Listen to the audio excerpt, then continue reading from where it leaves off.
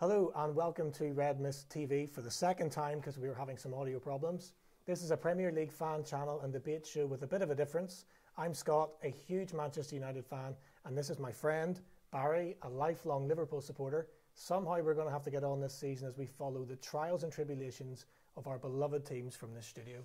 Yeah, going live most evenings, we'll be debating the key issues affecting both clubs, and we want your interaction and your views. Subscribe to our channel, hit the bell icon too, that way you'll be notified about our schedule, and also follow us across our social media channels. The details are on your screen. Right, let's get into this for a second time. So, Baza, it's been a long summer. We've had a great World Cup, and both Liverpool and Man United fans are wondering who was signing.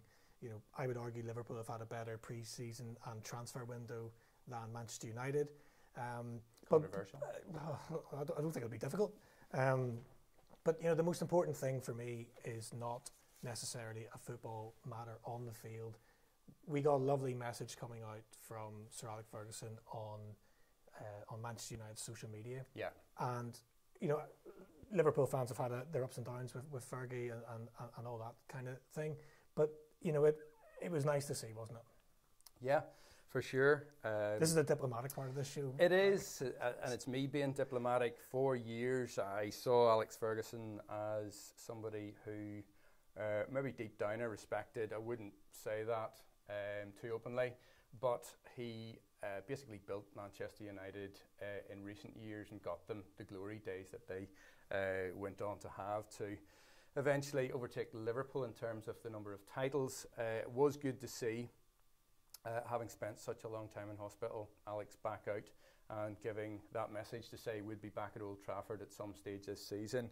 From a Liverpool perspective, and I did touch on it there, I mean, you stand back and you look at his success down the years and you can't help but have a bit of respect. I didn't like the way Man managed. It's just, it's a personal opinion that I have. I look at players that I suppose who are a bit more difficult to manage, like your Tevez's or your Jaap Stams. And, well, they could have lasted longer at the club, but clash of personality. But Alex got the best out of people in his own way, whether that be firing boots at people or doing what he does best. Yeah. But kind of rolling all that up, for me as a Liverpool fan, I still look at Alex Ferguson and say, well, that is the epitome of what a manager should be. That steely determination, I suppose, the fact that he was a Scot kind of helped as far as he was concerned. But great to see him back, and good for Manchester United as well. Yeah, I mean, it's funny you mentioned the players that he had a falling out with, and if we could get players like that in today's team, yeah. We're crying out for players like that. And it's amazing if you think the players that he managed but then let go when arguably they were in their prime. Van Nistelrooy sold at 29, Beckham, was he maybe 28 when he was sold?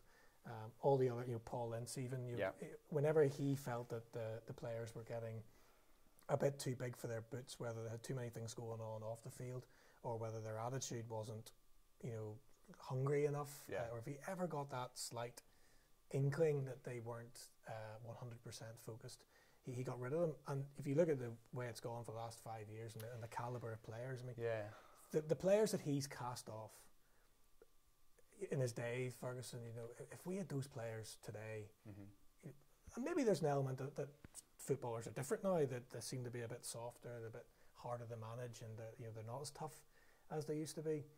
But I suppose when Man United fans are going to get very emotional when they see Ferguson generally coming back with some good health. And I thought the message he gave out was amazing. Clearly there's a ways to go with his recovery. And I think you could see that. So it was, happy and sad in both in equal measure. Yeah, but some people might actually argue whenever Ferguson stepped down, in 2012, 2013, he actually sat behind the team, the new management, and cast a bit of a shadow over, the team at that time. He still had, I suppose, a sway in the background. I'm not sure where he sits now when he comes back, and I don't mean which seat he sits in. or how much influence he has at the club. Well, I think the illness has put things into perspective. So he said whenever he announced he was retiring that he needed to spend more time with the family. That Christine, the wife, had been so good to him down the years, and now it was her time. Mm-hmm. And I think she had a death on her side of the family, and that sort of rocked their world a wee bit. From a United fans' perspective, or certainly my perspective, what I found a bit weird was that he had said he wants to spend all this time with the family. He's been at every match, every single match. You watch it on Sky Sports or BT or whatever, and he's in the stadium. And with the troubles that we've had with the two managers that succeeded him, and in Moyes we trust. And we obviously have our we've got this man at the minute in the club. United fans think, God, could you not just manage the team? Like, what's it to you? I mean, you're there every week anyway. He's a bigger personality in the team. Certainly, Jose, the way he presents himself. We only have to look this week to how he was kind of trying to get a rise out of our manager. Jose, as you say, if he could keep the players motivated, if he could keep it to much more footballing matters, I think, over the last season, it's been much more about him as the entity and the personality, and I think that takes away from some of the Manchester United players, and it's taken away from their attempts at actually winning the Premier League back. Well, I think he's been damaging to the club's PR. Yeah. Now, there's a flip side to that argument, which is the commercial deals keep just rolling in. There's not, that United have a sponsor for everything. So you could easily argue against that to say, well, the PR has never been better because the businesses just keep coming and the brands. But we're not as, I don't know if nice is the right word, but we're not as nice a club as we were under Ferguson. Ferguson did step out of line at times, and I remember once he called into question a referee's credibility. I think he referred to we were getting, the opposition was getting the easier decisions and things like that, and that was out of order. But generally, he conducted the club in a different way. The way the players were, they were always told that you're representing this great club, and don't you dare let them down. We're not as nice a club anymore. In 5 years since the man has left, the football club is virtually unrecognisable.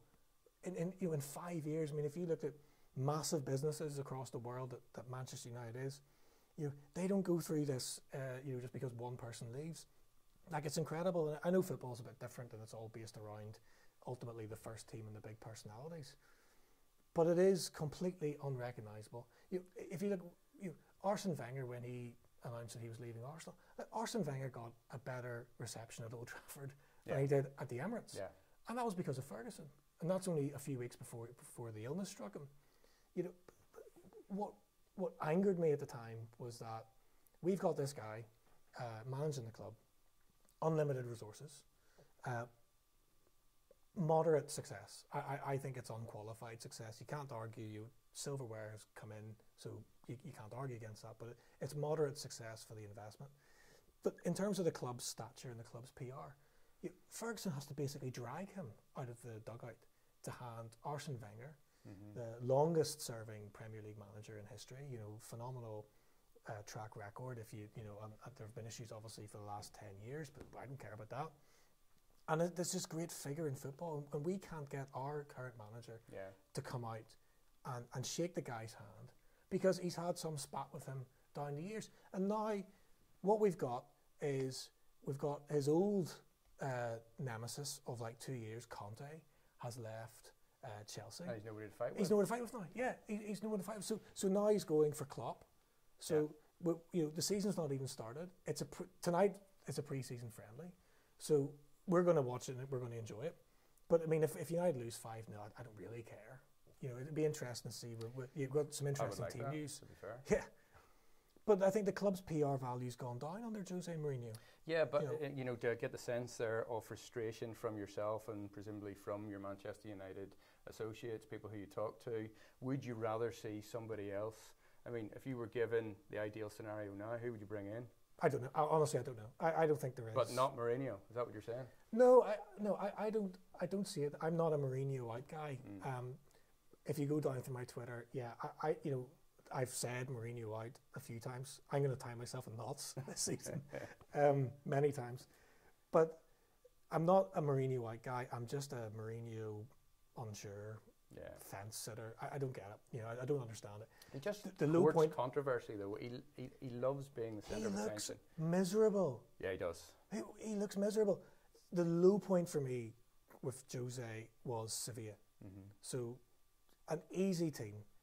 He then gets up and sits in the post-match and says that half of the Sevilla team would walk into the Manchester United team. Like, come on.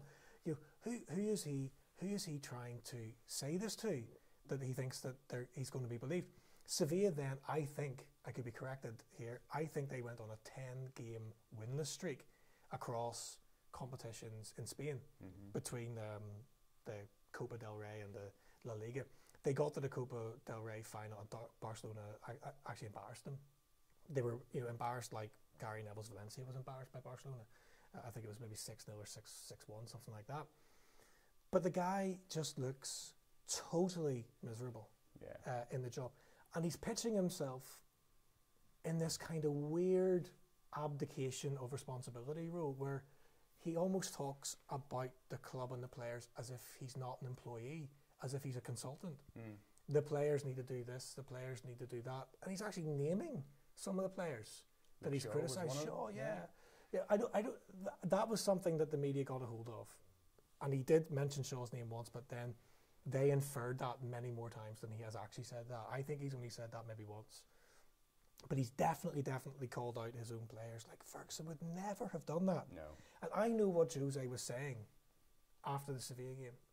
He was basically criticising Van Gaal, who he never liked since he left Barcelona, and he was Van Gaal's translator or something like that, or Bobby Robson's translator. He didn't like Van Gaal, and he doesn't really attack David Moyes because, you couldn't attack him. But what he is actually saying after the Sevilla game and generally with the players that he has this sort of detached position from, is that he's inherited a bag of spanners from Moyes and Van Gaal. And I do agree with that to some extent. To some extent, but you look at the spending and doesn't stop. Jose, being Jose this week, inferred that Liverpool are trying to buy the league. And that the media have to challenge Klopp. So we're on a pre-season tour in the States, and he's talking about Jurgen Klopp. Yeah. He's not talking about the fact that, I think if we look at the team news in a minute for this match now, that Fred is on the bench for Manchester United. So that's nice. And we look forward to seeing what he's got to offer. And Liverpool have a couple of big players that are making the starting 11. So it should be interesting. But does he talk about that? No. It has to be somebody else's fault. Somebody else has to be the focus. He's saying to the media, I hope now that you challenge Jurgen Klopp to win the title like you're challenging me to win the title. But you're always going to be challenged to win the title because it's Manchester United. Don't be the Manchester United manager if you don't want the millstone around your neck. Yeah, but he win the Premier League. How I'm seeing that is he wants the focus to be deflected onto somebody else for a bit until he tries to get a handle on what they've done or what they haven't done in the transfer market. But that's why I'm saying that the PR of the club is going backwards under this guy, because when would Ferguson ever have done that? He used to play other Premier League managers like a fiddle. He had Rafa Benitez melting down, embarrassing Liverpool Football Club. As much as I actually really like Benitez, he embarrassed Liverpool with that fax rant. He melted Kevin Keegan's head. Kevin Keegan got the England job, and it was almost like a retirement job. So you give the guy a break from trying to win the Premier League whenever he was coming up against Ferguson. When would Ferguson ever have said that the onus wasn't on Man United to A, entertain, or B, win the league? What I will say in Jose's defence is I do think he did inherit some spanners. So the Van Gaal year, when the likes of Schneiderlin, Schweinsteiger, Blind, Di Maria, Falcao, Falcao, that was a disaster. All good players in their own right. Herrera was sort of agreed by Moyes, sanctioned by Van Gaal ultimately. Herrera came in the summer that Van Gaal came in, and he went through the transfer. Herrera's he's not for me in general. Mata was one that he inherited from David Moyes. Never a Manchester United player, really good guy, but he's turned a corner.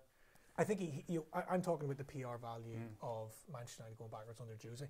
I think Juan Mata has enhanced it. I think he's a really good guy. He's a really good ambassador for the club, but he's not a Manchester United player. He would equally be good in another team that plays in a certain way, but if you think about the Manchester United team, that we're still struggling to get used to this sort of structured, where you play on the left and don't you dare move, and you play on the right and don't you dare move.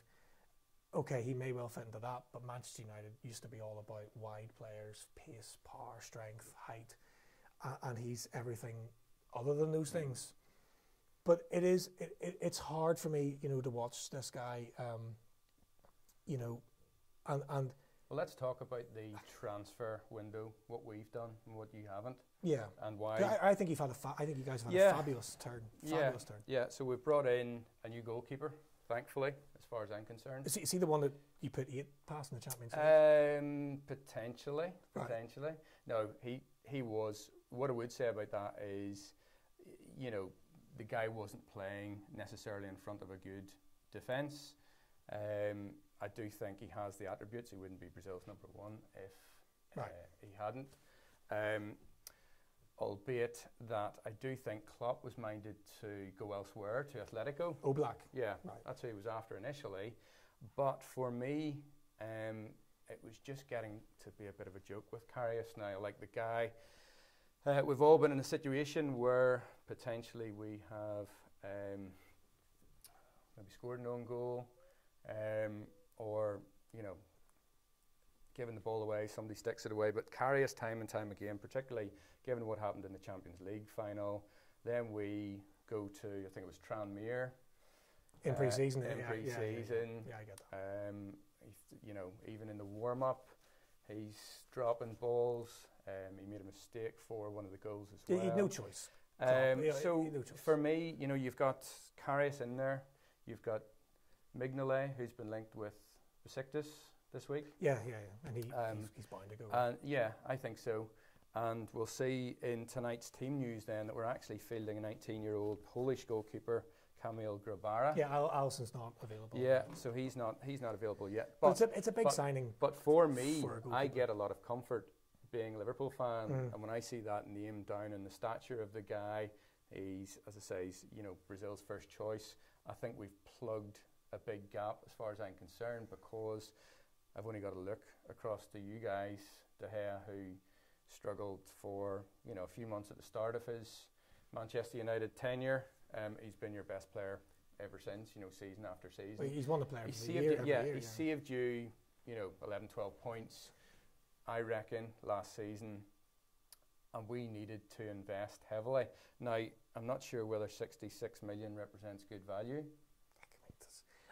Does anyone look at transfer fees anymore and think, know what, I'd pay 60 million for him, but I wouldn't pay 70? It's a farce. I mean, we are now about to, if you believe what you read, spend 80 million pounds on a defender. On a defender who's playing for Sheffield United 3 years ago or 4 years ago. And no harm to Sheffield United, but and he's had... We're talking Harry Maguire here. Harry Maguire, yeah. And look, I really like him. I remember saying, watching him play for Hull, and I thought, he's a player. He's so good on the ball. Yeah. He's ever so slightly slow, but somehow that lack of pace, he's sort of deceptively good at taking the ball around players. Yeah. He's very good at carrying the ball out the back. But he's still quite conventional as a centre half. He's your old centre half who came out, cleared the ball for me, and he's somebody who, say, 4 or 5 years ago, you're talking, he's worth, 3 million quid. Whereas now you're going and splashing out potentially 80 million pounds. The fact that Manchester United does add millions to I understand that, but let's face it, who have you got at the back? You've got Smalling, you've got Jones. Are you guys going to go into this season knowing how haphazard they've been as a partnership without signing? Well, they weren't good. And this is, again, I do sympathise with what Jose's saying. I think he did get a bag of spanners from the previous managers. You know, one or two half-decent players are still there from all those millions of expenditure. But now he's had 3 years, you know, he's into his 3rd year now, and, you know, are we seriously going to go into a new football season with a back four, potentially, of Young, Smalling, Jones, Valencia? After, you know, trillions spent, how are we in this position? That back four wasn't good enough last year, it wasn't good enough the year before. No. And, you know, the year before that, Ashley Young wasn't even getting in the team as a left winger. And Valencia was transitioning backwards, you know, under Van Gaal. But I mean, the lack of investment, or maybe the lack of value investments in that area. You know, we haven't seen a lot of action from United in the window. You bought Fred, he's on the bench tonight. You've bought a right back, I think, Diogo Dalot. Yeah, it's from Porto. You spent almost 20 million on him. He could be a project for all we know. Yeah, he could be. He could be. And then a strange one with a goalkeeper, albeit he'll be, what, 3rd choice? Third. Yeah, in League Grant. But if today's reports are to be believed, Manchester United are allegedly negotiating deals for Harry Maguire and also Toby Alderweireld. Yeah, because where did he go? I mean, that was supposed to be done 3 months before the World Cup. So would you take both? Do you want one? I mean, yeah, sure, go. Yeah, who else can we get? You know, get that boy Varane in from Real Madrid. Yeah. There's no strategy anymore. I mean, there's no vision. Ferguson, and we are going to have to get over this because the guy's gone. He's not the manager anymore. But there's no strategy. There's no vision to where the team, you know, is going. Fergie used to sign players that people never heard of, but it was always part of a plan. Yeah. Hernandez was maybe one of the last examples of that, where he had a profile, all right, but I don't think exactly every team in Europe was trying to sign him. Yeah. You know, Solskjaer is the classic one from 20 odd years ago or 25 years ago that he just plucked from utter obscurity. But there was always a plan that this is now just. So what are these scouts doing? What are they paid for? I mean, surely you have people. But two weeks ago, our chief scout left Manchester United, so he's taken up some other job. I don't know where he's going. And I read the report and I was like, good. Because what we're paying him a year, £500,000 a year or more, £1 million a year. What's he doing? And you know, I could tell you that Ander Herrera is not good enough to play for Man United. I could tell you that Juan Mata, great guy, think he's done so well in his career. But you know, not to labour the point on Mata, but if you actually look through probably our starting 11 from the last 5 years under Moyes, Van Gaal, and Mourinho, he probably doesn't get in any of the best 11s that we've had in the last 5 years. But anyway, great guy. But you know, it's all over the show. How are we? You know, this. It's not Jose Mourinho's fault that he's managing Man United, and the transfer fees are going to be double what they would be for most other clubs. But they're waiting pretty late in this window. Yeah, but also Harry Maguire, I like him. I saw. Is he a Manchester United player? Pass, don't know. And I'm more definite about other players you could name, and I would say definitely yes, definitely no. I don't know about him. I mean, how can we know? He's had half a decent season for Leicester, right? He played fairly well for England. And they obviously see a strategy in getting Northern Ireland's Johnny Evans in beside him because you know Huth is kind of away. Wes Morgan is still their club captain, but he'd be 35 now. So that would be nice. That Johnny Evans and Maguire. Even though I think Johnny Evans watched West Brom get relegated last season, is my opinion. That would be a nice partnership for sure. Is he a Man United player? I don't know. But I mean, he had half a good season for Leicester, half a good season for Hull when they were relegated. He's had a good World Cup. But England beat Tunisia and they beat Panama. Well, I think our Thursday night fives team could beat Panama.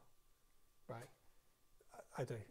I reckon we give them a go. We'll probably get our legs broken. Yeah. Playing, but England then squeezed. Struggled against Belgium twice. Struggled past Colombia.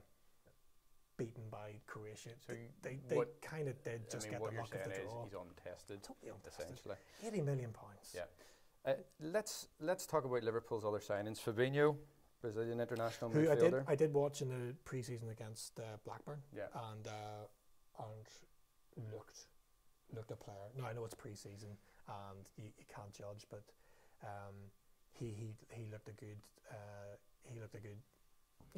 unit. And Keita, this is sort of depressing me a wee bit. I actually forgot that you signed him because he was signed a year ago. That's right. Right. So already you've now got this rich mix of midfielders. Not forgetting Shaqiri, who I think will potentially come on as an impact sub more so than starting. Would you? He's not going to start. He's not going to start unless one of your main three have a loss of form. He's not going to start. But I think that is a depressingly shrewd. It's a good window, isn't it? Because Shaqiri's funny, isn't he? He's almost had his career in reverse. Yeah. Normally people go from like Stoke, prove themselves, then Inter Milan, go on. So he's gone like it's like Benjamin Button. He's gone in reverse. He ended up at Stoke somehow, and he looks like he's obviously massively talented. He's got a strange physique, doesn't he? He's massive. He's wide, he's like but he's square. He's smallish, isn't he? Yeah, he's small in height, but he's like it's just this cube. Yeah. Obviously spends a bit of time in the gym, but he looks unfit. Yeah. He doesn't look cardio fit. Yeah. But I reckon Klopp could get a real tune out of him. His performances in the World Cup would suggest that, given the right management, that he will do a job for Liverpool. Now he'll struggle to get in the front three. Yeah. Because that front three just starts every game if they're fit. He actually could. He's a good enough player that he actually could play in midfield. So if you, I know you've bought more centre midfielders, but I wouldn't rule out the possibility that he actually plays at the top of that midfield three. And it's been a great window for Liverpool. The calibre of the signings, we don't know how it's going to work out. Obviously, that's why we started this channel, just to sort of go on the journey together. But we may not be finished yet from the reports as well. We're linked this week with Vida. And I thought he was average. Yeah, in World Cup, and also there's a long-standing interest in Nabil Fekir as well. Right. He failed a fitness test, if you believe what you read. Yeah. So you don't need him now, really. I reckon the Shaqiri signing is because you're not signing Fekir. Yeah. Time will tell. Yeah. And Klopp is now he's sort of kid in a sweet shop. He's got all this, he's had a great, if you and I are playing Championship Manager. Yeah. I think you're happy. I'm not happy. And actually, that is quite difficult to manage. I mean, just doing a bit of research on the Manchester City game that they played as their last game in the US. Basically, it was one side in the first half, another side in the second. Then you've got all these new guys to kind of, throw into the mix as well. It must be a darn difficult job for the likes of Klopp, who's got so many players now, to know what to do with each of them. But they seem so bought into it. So if you look at I know what you're saying. You now have a squad of maybe 24. Yeah. He's actually going to have, a couple of the very disappointed, players at the start of the season when they don't make the Premier League squad. Yeah. You've got, Trent Alexander-Arnold will definitely get in the team, and Gomez will as well. You'd think the squad, but there's every chance that Mourinho won't, right? Because you've Robertson's hopefully not for me. It's funny. I know you're. He's not a good player, Scott. You're against him. He's a liability. Yeah. A total liability. He reminds me an awful lot of Patrice Evra when he first signed for United. Because Evra was all over the show. He might have in the been first then, season, but he turned into a classic left back. Yeah. He knew his learned how to defend. He knew his positioning. He knew when to go forward. Yeah. Mourinho just constantly wants to bomb down the line, and any challenge he makes seems to be about 0.3 of a second after. Yeah. When it needed to be. He hasn't cracked on with his defensive game, and that's why he's not in the team. But you're looking at the situation where Klopp is going to have to leave out players from the squad of that sort of profile and caliber.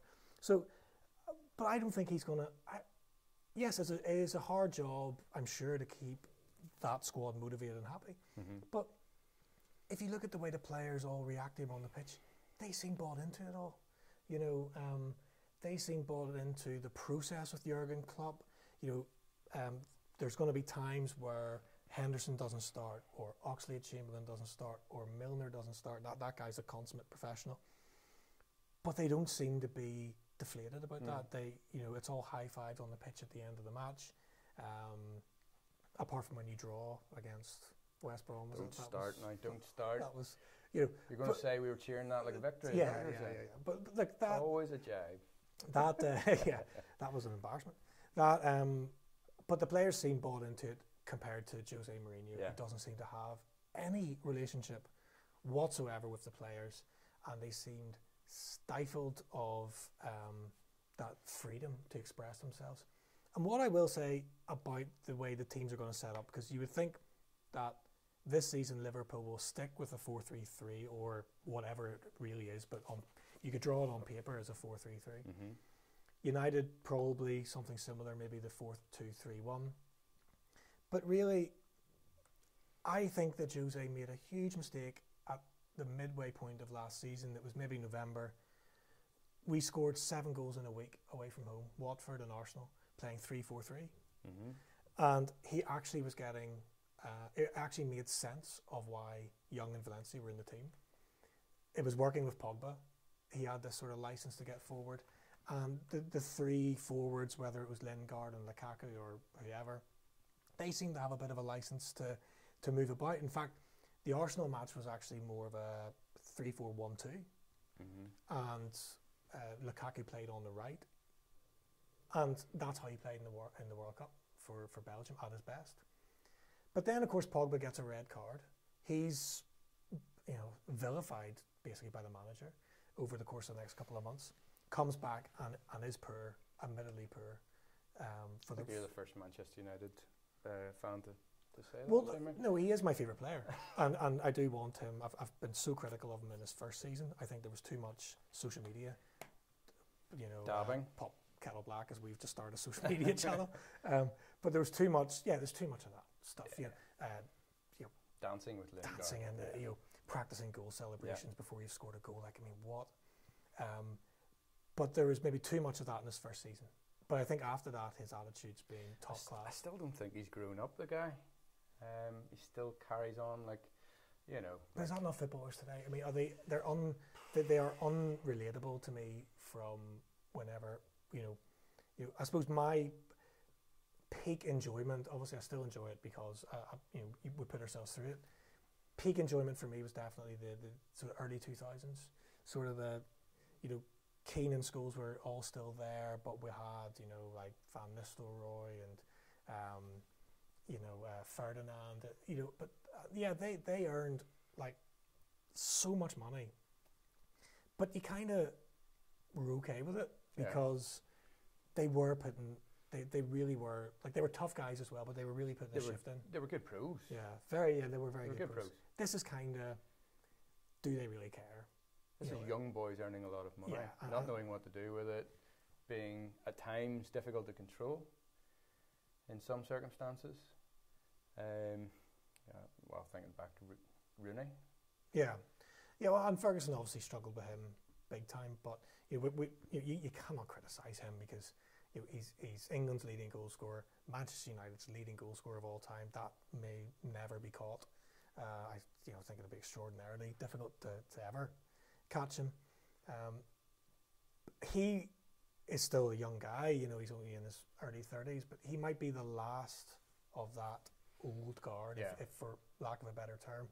I mean, you have to watch, if you're watching the World Cup coverage and you see Roy on the panel with and that's something that I must admit to, because I absolutely detested Roy Keane as a player. Right? But as a pundit, I love how brutally frank and honest he is. He actually, at times, you would wonder which club he played for. He doesn't necessarily, speak glowingly about Manchester United. He puts the boot in. I think that's to do with the documentary and the book. But, as a pundit, I think he's absolutely first class. He calls things as they are. Watched him a few times during the World Cup, and I think it was Ian Wright who was just loves him. Yeah, He fell in love with him. Yeah, but that, Wrighty was potentially saying that England were going to go on and win the World Cup, where Keane was just putting them into touch essentially, and Keane proved right once again. You want to then discuss tonight's... I actually, to finish your point there, yeah. I think that's why Roy hasn't been a good manager, because he's so brutal. Yeah. And even I heard on radio who was talking, someone who he managed at Sunderland, can't remember. Yeah. But he was basically saying that what he found with Roy was that he just could not understand, particularly if you were a midfielder, why midfielders couldn't do what he could do. And that has made him a very poor manager. Yeah. And I suppose we've seen in the last 20 to 30 years sort of academic football managers emerge who were never great players, so there weren't these big egos. So Jose Mourinho, Arsene Wenger come to mind, Villas-Boas, remember him? Yeah. All these guys who basically have like university qualifications, if you will, in football, do better than the former big ego, big player like a Graham Souness, who did have some success as a manager. He did. Liverpool and Rangers. But but some of these huge big egos do struggle, and it will be interesting. They're just going to go, wow, like this guy was the pinnacle. Yeah. He was England's best player for a while, and he was actually keeping players out of the England team who could have played in that position as well. And he was just this massive big pinnacle. But it will be interesting to see if he can communicate down to the players and get a result out of them. I'm very interested to see, before we go back to the team, how Frank Lampard gets on at Derby, because he's a guy I admire greatly. He's obviously he's cut from a different cloth of normal footballers. Yeah. Highly intelligent guy. Yes. And also has, his dad to lean on as well, as far as, coaching. If you want to get Uncle any Harry advice. as well. Yeah, precisely. So we'll see. Look, before we start here, what do you see? We're going to do a Premier League preview show before the 10th of August. Yeah. Just so I throw out a prediction here online. 10th of August we play Leicester. We'll be watching that and doing a bit of a pre and post. I don't think we're going to beat Leicester. I think Leicester are a decent wee team. They've got if they hold on to Maguire, you will beat them. I don't think we'll beat them. You will beat them. I don't think we're going. You'll beat them at home. I don't think we're going in with the right mentality. I have it as a score draw. I think they've had players like Maguire, if he stays, who've had they're on the up. Ndidi, they've had some players who've had a great World Cup. Yeah. If you remember, Ndidi played for Nigeria. I would say Nigeria were the most unlucky team in the World Cup. They brought an awful lot to it and played some fabulous football, pipped at the post, but they, I think we all watched Nigeria and wanted them to be in the knockout stages. So I think they've got players coming back who are on the up, and I think with this cloud of negativity around United at the minute, from the manager, from the lack of transfer activity, whether that is Jose's fault or not, I think Leicester is going to be a big struggle. No, I don't think so. I think come 10 o'clock on Friday, the 10th, you'll be happy, or I'll be happy. You'll be happy. So I think it'll be a 1-0, something like that. It'll be a squeeze through. Right, squeeze through. Yeah. We then open up against West Ham. It's on the Sunday. I fancy us to beat West Ham. You just literally don't know what you're going to get from West Ham. No. You talk about a bag of spanners. I mean, that could be Manuel Pellegrini. It could be. No, we'll be. To me, that's a strange appointment on massive money, but it's a huge gamble. Yeah. But those guys are gamblers. Gold and Sullivan. Oh and, yeah, and very Brady, much so. they Very are. much so. In terms of the season, goodness me. Well, I don't anticipate Liverpool win the league. It's too early. This your second favourites. This squad needs bookies. time to gel. We finished 25 points behind Manchester City last season. Right. That gap is too big for me. Until these players start to get game time with one another and start to gel, I think it'll be next season until we see the best out of them. So for that reason, I see Liverpool finishing maybe second. Maybe second. Well, that's how the bookies have you. Second at best, now I'm saying.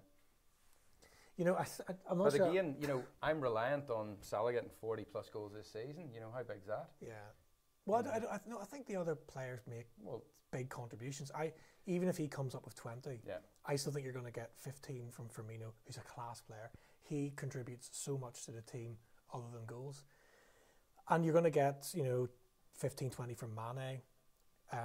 These are big. We're looking at the team tonight. Those are midfield runners, Fabinho and Kaida, so they're going to pick up goals. So I don't think Salah needs the pressure of having to score 40 for you guys to do well or win the league. Man United, I don't know. I mean, I think so much depends on who you sign. I actually, between now and the end of the window. I tell you, I think a lot depends on the Leicester City match, because I think if it's a disappointing draw or even a defeat, that's the other teams might recover, but I don't think we've got the mental belief or strength to recover from that. And it could be one of these situations like in Jose's first spell at Chelsea, that he's gone in like October, November, which he was in. I think it was the start of his 4th year actually. But you think there's a potential he won't start well this season? He'll lose the fans even more, and it'll compound. It could just be, we go from a bad result against Leicester to the fact that the media intensity on Manchester United is so severe. It'll be micro analysed. So where are you going to finish this season? You never answered. And we'll monitor this throughout the season. Do you know what? Right, Manchester City are not that good. They'll still win the league. They will win the league. I think they'll win the league, but they're not that good. They have, I think, a suspect defence, and they have some class players, right? But they've players that, if you actually look at like the Chelsea team or the Liverpool team, and you weigh them up, you think, actually, would I swap that player for that player? De Bruyne, yes, okay, fantastic. David Silva, Aguero. Well, I mean, he might be not in the team. But you can go right throughout the team. Sané, I think what happened to Man City, and the reason I will answer your question, but I promise. I think what happened to Man City last season is they picked up this amazing critical mass of momentum. So I think they put 13 on the belt. Yeah. There's no recovering from that. Yeah. You win 13 league games and you're in the top 4. In a row, you're going to win the league. Yeah. Nobody can recover from that. And it happened to Leicester. The year before, they put 10 on the belt. Yeah. And like Vardy scored, broke Van Nistelrooy's record. Like everything trending up. And I think the last couple of years that's been a theme of the season. That one team has sort of taken it by the scruff of the neck, got that sort of critical momentum, everyone bought into it, and they've gone on to win the league. If anything, Liverpool's sort of critical mass happened too late in the season. They did catch fire. And then they got to the Champions League final, which I still think was an outstanding achievement. And you're going up against a Real Madrid team that they'll talk about, for years to come. So, I actually think Man City are very vulnerable. They haven't done massive business in the summer, so Manchester United can win the league. So I should sit here and say, first, we're going to finish first, but I can also see us finishing 7th. Honestly, I don't know. I don't see us having. I don't see us finishing 3rd or 4th. Okay. If we finish 3rd or 4th, the manager's gone, right? I think so, yeah. If you think he's gone. I think so. So let's say no trophies, not that they matter. The FA Cup and League Cup don't matter. So no matter what anyone says, they don't. I'd agree with that. If they finish 3rd or 4th, that's backwards, so he's gone. So Jose Mourinho being Jose Mourinho, he's not going to let them finish 3rd or 4th. Yeah. He's either going to win the league, or I think something's going to happen like we finish 7th. And it'll be because he's been sacked by Christmas, and then you've got somebody else comes in. A manager will come in, or I don't know, like Paul Scholes or Roy Keane will come in and take over for the rest of the season, or something like that, or Brian Robson or someone, and try to steer the ship until they find a new strategy. I think the strategy at Manchester United is that thin on the pitch. I wouldn't be surprised. So it's not a great outlook for Manchester United fans from what you're saying. I am looking forward to the season, by the way. But so my sensible answer is 2nd. Okay, so we're both. I think 2nd. Right. Okay, on the balance of things at the minute. Okay, you have to give City their credit that they are a very good team, but we should win the league with the level of investment. We supposedly have the best manager in the world, or the 2nd best manager in the world. We've unlimited resources. We've got apparently a commercial kingpin in Woodward, who's steering the commercial ship, so that we should win the league. But I can see it. I can see. You finished 19 points behind Man City last season. But I think it goes back to that momentum they got. Okay, I right. think, we'll see. Are Liverpool 25 points worse than Man City? They're not. We'll see. We'll see this year. But yeah, you're probably right in that you wouldn't expect City to replicate that this season. No, it could be a tighter season. Yeah. But it may not be Manchester United involved in it. So look, teams are out tonight. Hopefully, so on the right hand side of our screen, we're always going to have that. That's kind of like our interactive window. So we've put up the team sheets from FlashScore, and over the course of the season, we're going to have live chat from YouTube. So if anyone is watching this, and if it grows over time, please comment and activate the live chat function on YouTube, and all of our comments will be featured and discussed. And because it is a fan channel, we do want the fans to get involved. And over the course of the season, we're going to be running a load of competitions and giveaways. So the best featured comments will be the ones entered into those prize draws. Yeah, and hopefully we'll get some Skype calls as well during the season. I think we just need to be so careful about that. Depending on who calls through, but yeah, we'll progress to that. So look, Man United's team, it's not as glittering a team as Liverpool's. The big news for Man United is that Fred, the Brazilian signing's on the bench. Notables included in the team. Okay, Herrera's going to be captain tonight. McTominay, that's important for Manchester United to see how McTominay develops. Chris Smalling, what's new? Just another match. Chris Smalling at centre half. Fozzie Mensah, that's important for us because we want to see how he develops. Yeah. Had a decent spell at Crystal Palace last season. Can he come back now and actually be a feature player, or will he be booted out on loan again? And you have Lee Grant in nets. Yeah, which is that's okay. Yeah, you happy enough with that? It's like I wish the guy all the best. It's not really a factor. I suppose from a pre-season point of view, where we don't really care about the result, the interesting players to watch are Pereira, because he's obviously come back from a loan in Spain, and they rave about him at Manchester United. They all really like him. Juan Mata, the ever reliable Juan Mata, is there in pre-season. Sanchez is playing number 9 position. He's not number 9 because he can't, he's not a centre forward. He is the biggest problem, I think, at Manchester United on the pitch. Right. It has been such a struggle for the team tactically since he's come in, because he wants to play on the left, but then every other bloody player that we have wants to play on the left as well. Martial wants to play on the left. Rashford wants to play on the left. Yeah. Even Lukaku drops off left. And where I agree with Graham Souness, your former player and manager's criticism of Pogba, although he's gone far too far with it, is Pogba kind of likes to play on the left. Even if he's playing centre midfield with Nemanja Matic, he likes to play left. He drifts off left.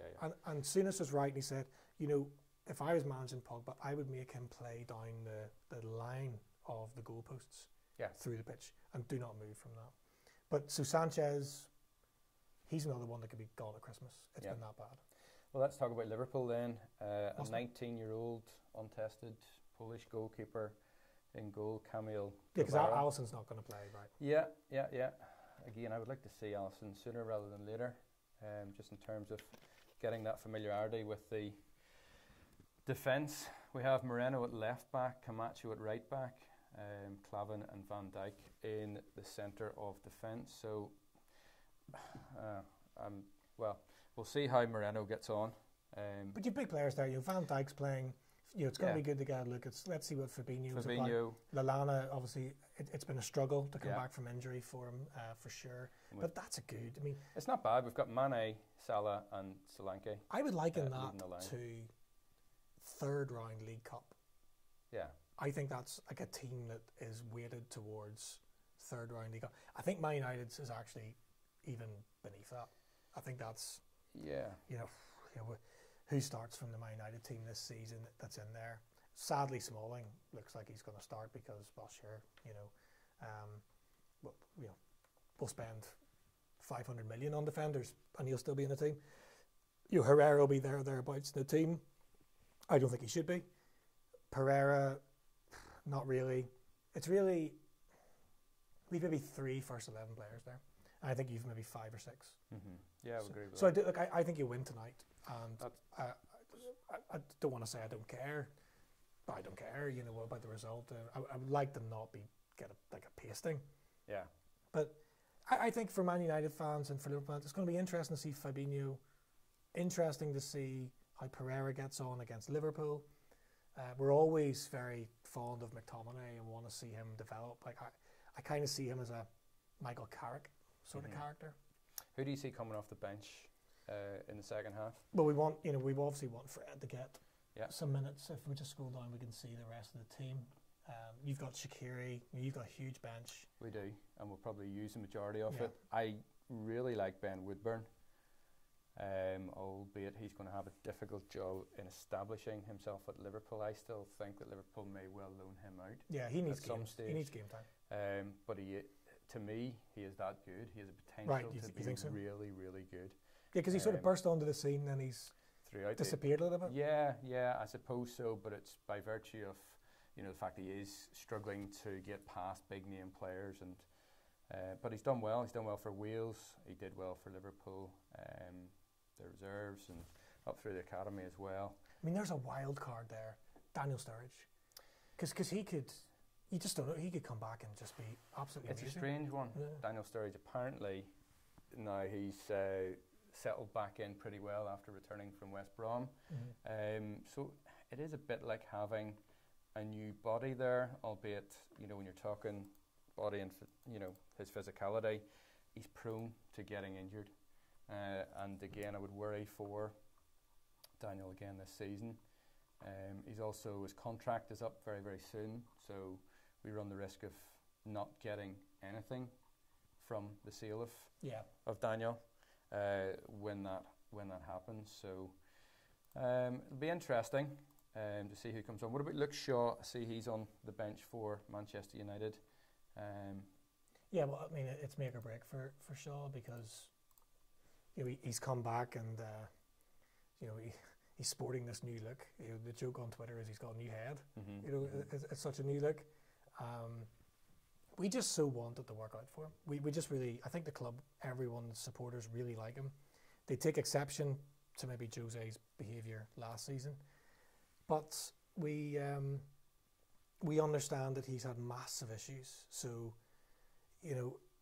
his weight has been a problem in terms of fitness. I think what they've found since the leg break is that if they overtrain him, he picks up an injury, a muscle injury. So they can't overtrain him, so he's carrying, and he can't get 100% match fit. And I think he's a confidence player as well, so then it can go out the window for him a wee bit. But everyone at the club and the supporters really want to see it go well for Shaw.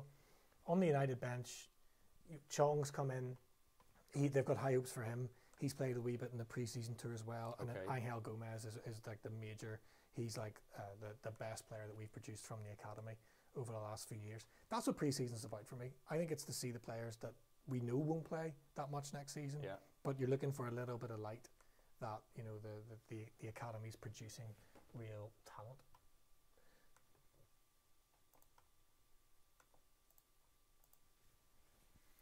And United, of course, unbeaten on the tour to date.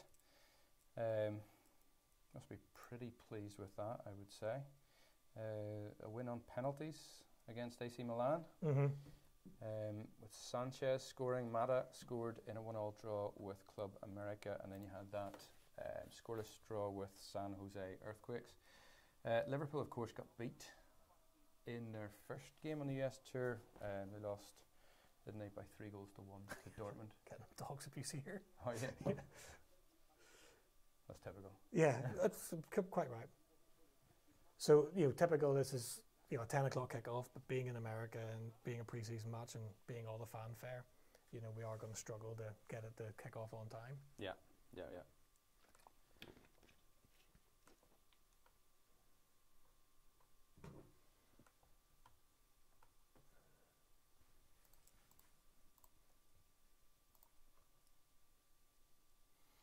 So a good first test then for the two goalkeepers who, well, I've certainly not seen a lot of. Is this... Would you join Man United just to join Man United? like Lee Grant has done. Well, Rob Green did it this week, didn't he, as well? Yeah, that's amazing. 38 years of age. So when you think about it, why not go for a bumper payday? Yes, you'll sit on the bench, but you'll fill in for these sort of games. So would I do it? Yeah, of course I would do it. But would you do it if you were 28 and you'd still your best years? You were going to earn you were going to earn a bit more money, but you weren't going to be playing regular football by any stretch. Well, the answer is still yes. Yeah, I would do it. I would do it. I think the guys talked a lot about either being a Man United fan or sort of holding them in such high esteem over the last few years. Right, let's talk about the venue. Michigan Stadium, huge big venue. And they filled it. They've definitely filled it. It's, I think it seats about 109,000. See, this is what winds me up about pre-season football as well. So Manchester United are going to play in their second strip. Liverpool, is that your third strip? Is it the purple one? No, it's like a blue. I actually really like the blue strip. It's to do with, I think it's like recycled products. I think it's made from. Okay. It's supposed to be like eco-friendly. The new home strip, which really has divided opinion, is much more to do with the railway lines. And Newton Heath and stuff like that. That's a romantic type strip then. But that for the first... You should make a grey one. Have you ever tried that? Yeah. For the first time ever, right? Phone the police. Man United's home strip will have black shorts. Now, they have played in black shorts. They have done before. But that's whenever they're away from home. There's a clash. And the other team, the home team's playing in white shorts. Right. But it's red, black, and red, black socks. Who's allowing this to happen? Does it really matter that much to you? But I mean, Man United is yes, it does. Actually, it looks really sharp. Don't get me wrong, I really like it. But what are we going to change next? It's just that to me, I know that is like a 1% change. Does not matter. And you know what? Next season it'll probably be back to white shorts and white socks or whatever. But what happens next? Are we going to start selling naming rights at the stadium? Or we're going to start selling this or selling that? Will it bring money in? Do it. I wonder how that works. Do you think that's the kit manufacturer, so Adidas in Man United's case, because they pay the right to be the shirt sponsor? Do they have influence then? Well, we want it to be black shorts and this is our design. Yeah, I would say so. Yeah. But have you found in the run-up to this game and in this pre-season that has actually created a lot of debate, or is that something that for you is big but not necessarily for others? I didn't. So it was. I was a bit worried when I saw it. I thought, that really, you're going to make that change, and should you not tell us? Is that not a big? Is that not a big deal? Yeah. So you'd like to have that sold to you softly before it was. Yeah. Well, I was listening to Sam Matterface on Talksport. He was the one that actually, I think, the first journalist that actually discovered that. Hang on a minute, has anyone? Because what they do is they release the shirt. Yeah. You don't see the trimmings. No, you don't. Right. And then he looked at it and was like, hang on, like it's black shorts. It's good spot. Just Liverpool trying to get off on the attacking foot here.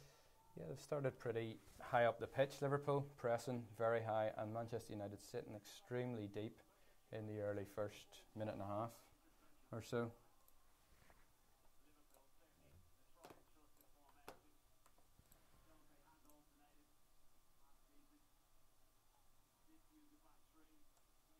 This is good.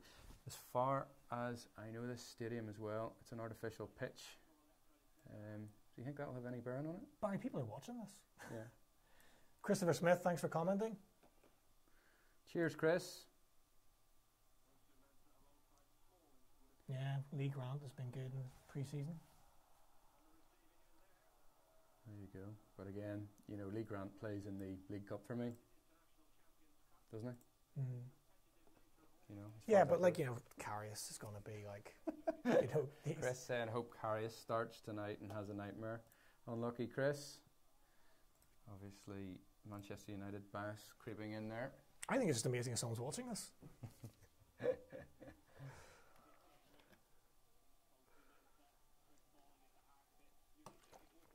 So Smalling, you know, I was going to say he divides a lot of opinion. Oh, here we go already. Bit of a flashpoint between James Milner and Andreas Pereira. Well, Milner's not happy. Look at Milner. How does a referee manage a game like this? You know, is he going to show? You know, does he show cards in a pre-season friendly? Do you? To me, you don't want to show cards. Barry, that is one ugly kit. Like, that is absolutely horrendous. It's not my favourite kit. It has to be said. You're joking about the old grey kit from Man United. Yeah, is that not it? Is that not it? It's similar to it. Well, hopefully, by the end of the game, we'll not be having the excuse that you guys had. That's good build-up play from Liverpool into Fabinho. Well tidied up. Yeah, that's nice. At the back. From Tuanzebe. Yeah. Who I like, don't get me wrong. I just worry that, you know, United have snookered themselves with the transfer business defensively. Do you think the heat here could be a factor? In the studio? That already is a factor. Ball into the middle, ball and it's safe hands. By Grant. Important that Lee Grant gets off the assured start. Well, I would say in the first 4 minutes or so, Liverpool have started the brighter. I know it's early doors, but their shape looks good. They look compact in the middle. And you mean they don't look like they're strangers to each other? Yeah. They've started pretty well. We've got Solanke on the ball now. There's another chance for Tuanzebe. He defended. Divides opinion. I'm not sure he does divide opinion anymore. I think I would love to hear from Man United players that want him to stay, that really rate him. Yeah. And there's no doubt he's been a good guy. He's a good leader. You know, he's a very, very brave guy. Another ball. Obviously, they see the strategy to try and get it to Salah as fast as they can. Salah around the back and Milner playing the ball through. Just a wee bit too much on it. We are talking, I think, Smalling. He's had an amazing Man United career, given his ability level on the ball. Yeah, I would say that. Yeah, and that is okay. I get why Maguire is attractive because he is so good on the ball. He's almost too confident. But we have this thing with Smalling where he does this infuriating thing, right? Where he has the ball just outside the penalty area. Yeah, our penalty area. He drives forward like 30 yards, and you think, wow, like he's going to now drive into midfield.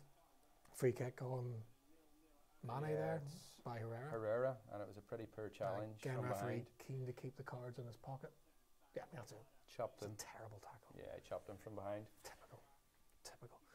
Look at the size of his captain's armband. Yeah. See the size?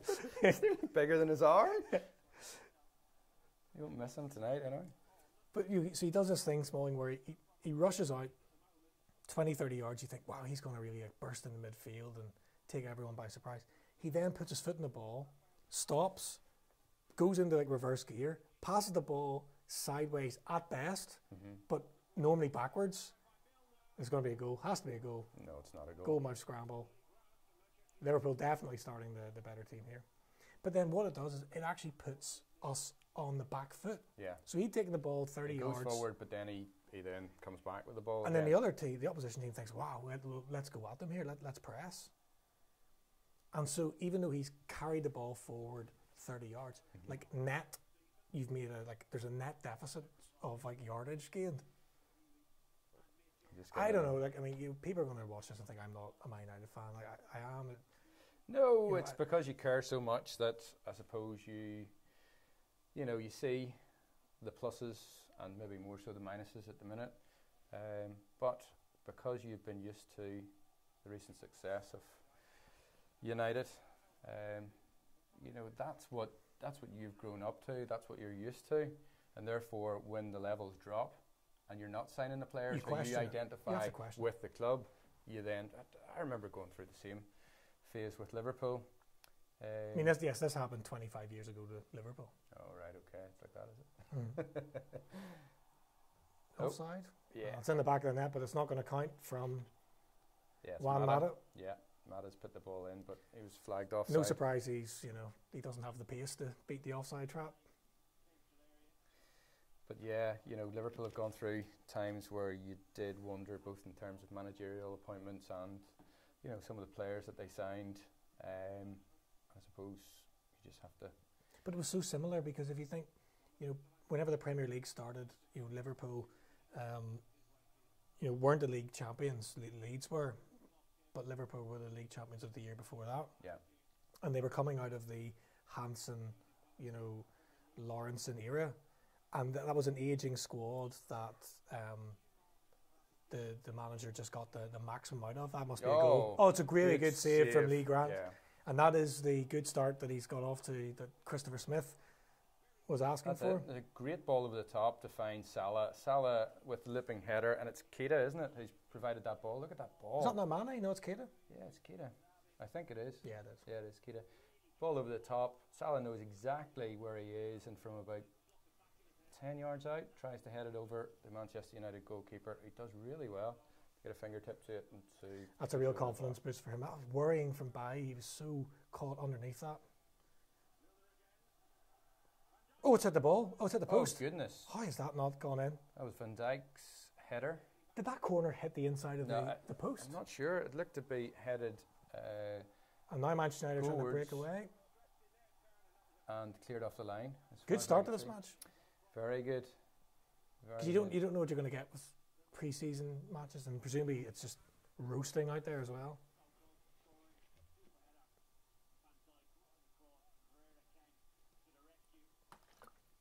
Yeah, it was Herrera on the line for Manchester United.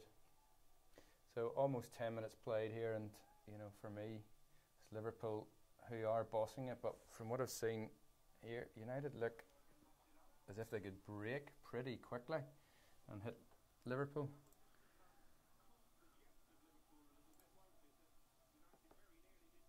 Yeah, they did. United almost caught them out.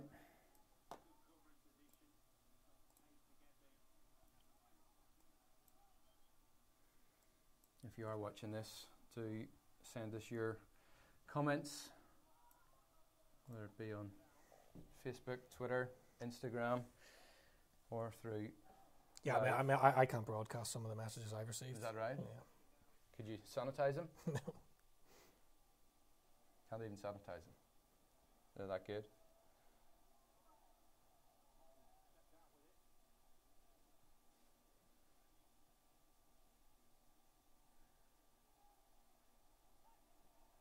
Both teams struggling just at the minute to retain possession. The ball's back with the United goalkeeper again, who clears his lines, and he's had a really confident start to this game. Well, Swansea has been the most utilised player in the United team so far.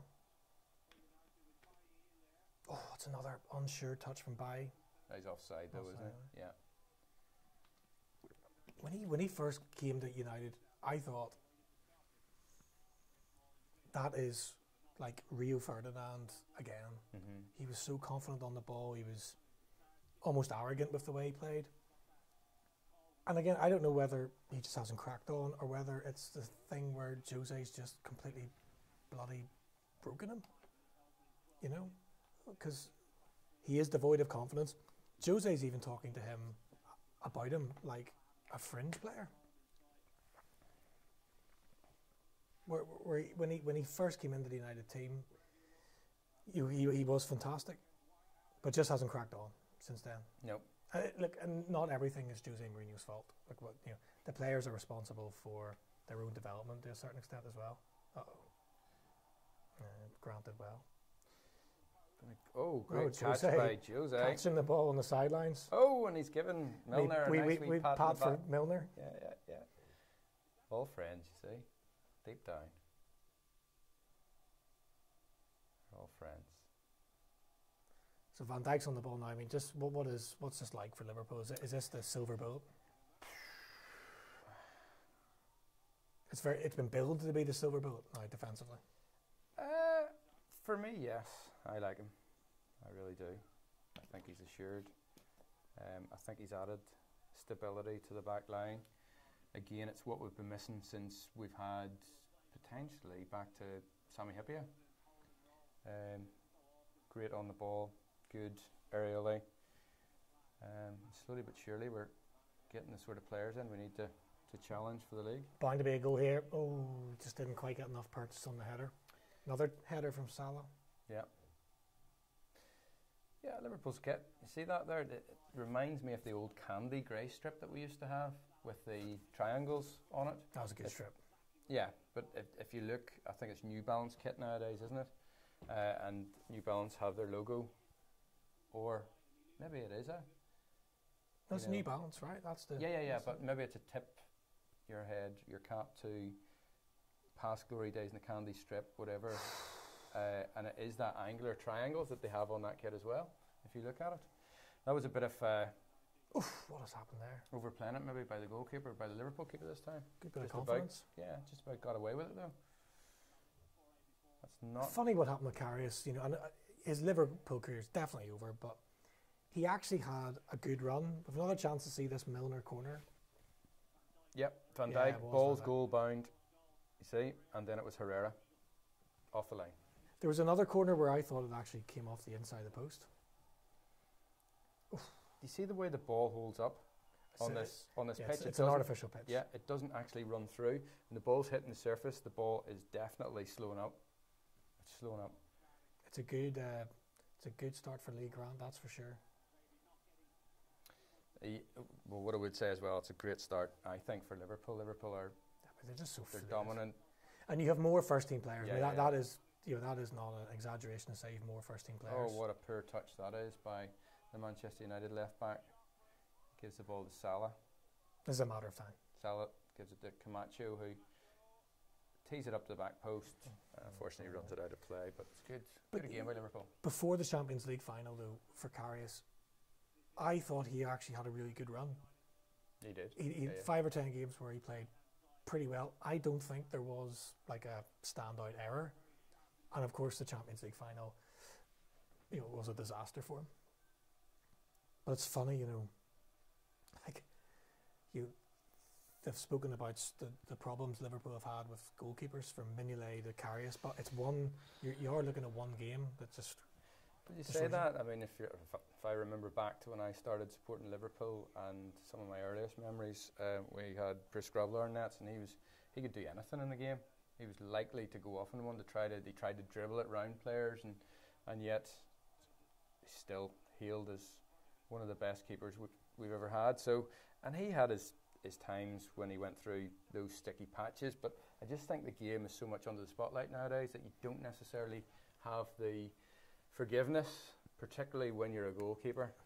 No, it's a different sort of player to the outfield player. Yeah.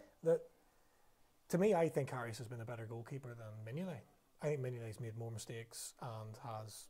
Never rated Mignolet. Yeah. I wouldn't have signed him. He doesn't command the area as well. I think Karius has obviously made some very high profile mistakes, and it's one of those things where he's the goalkeeper, so they're going to change the goalkeeper if he keeps making mistakes.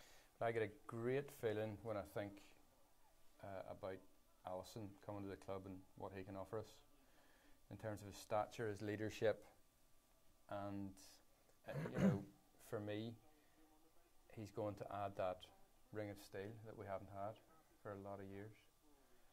I just think he can't know. I mean, and I would even not worry about the 60 million. Yeah. Don't Just get over it. Don't even look at transfer fees generally. Yeah. But because United, we've had spanners of goalkeepers as well. Bosnich didn't work out. That's good play from Pereira.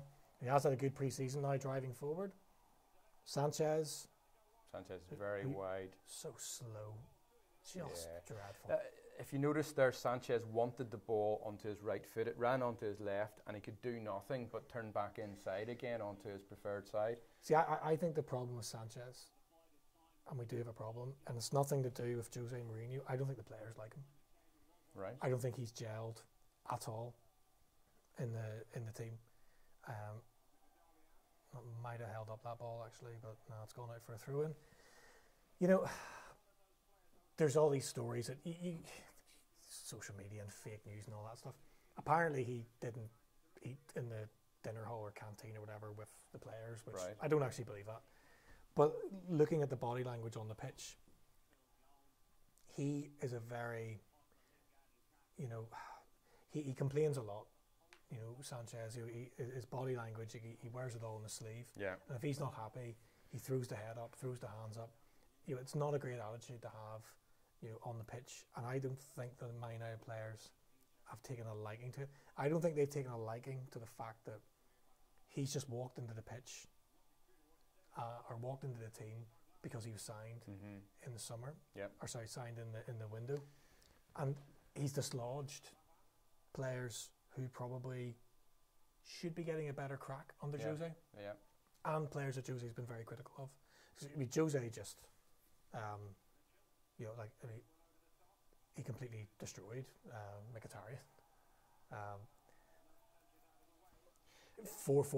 For Sanchez. Yeah, Mkhitaryan, he's at the perfect club for him.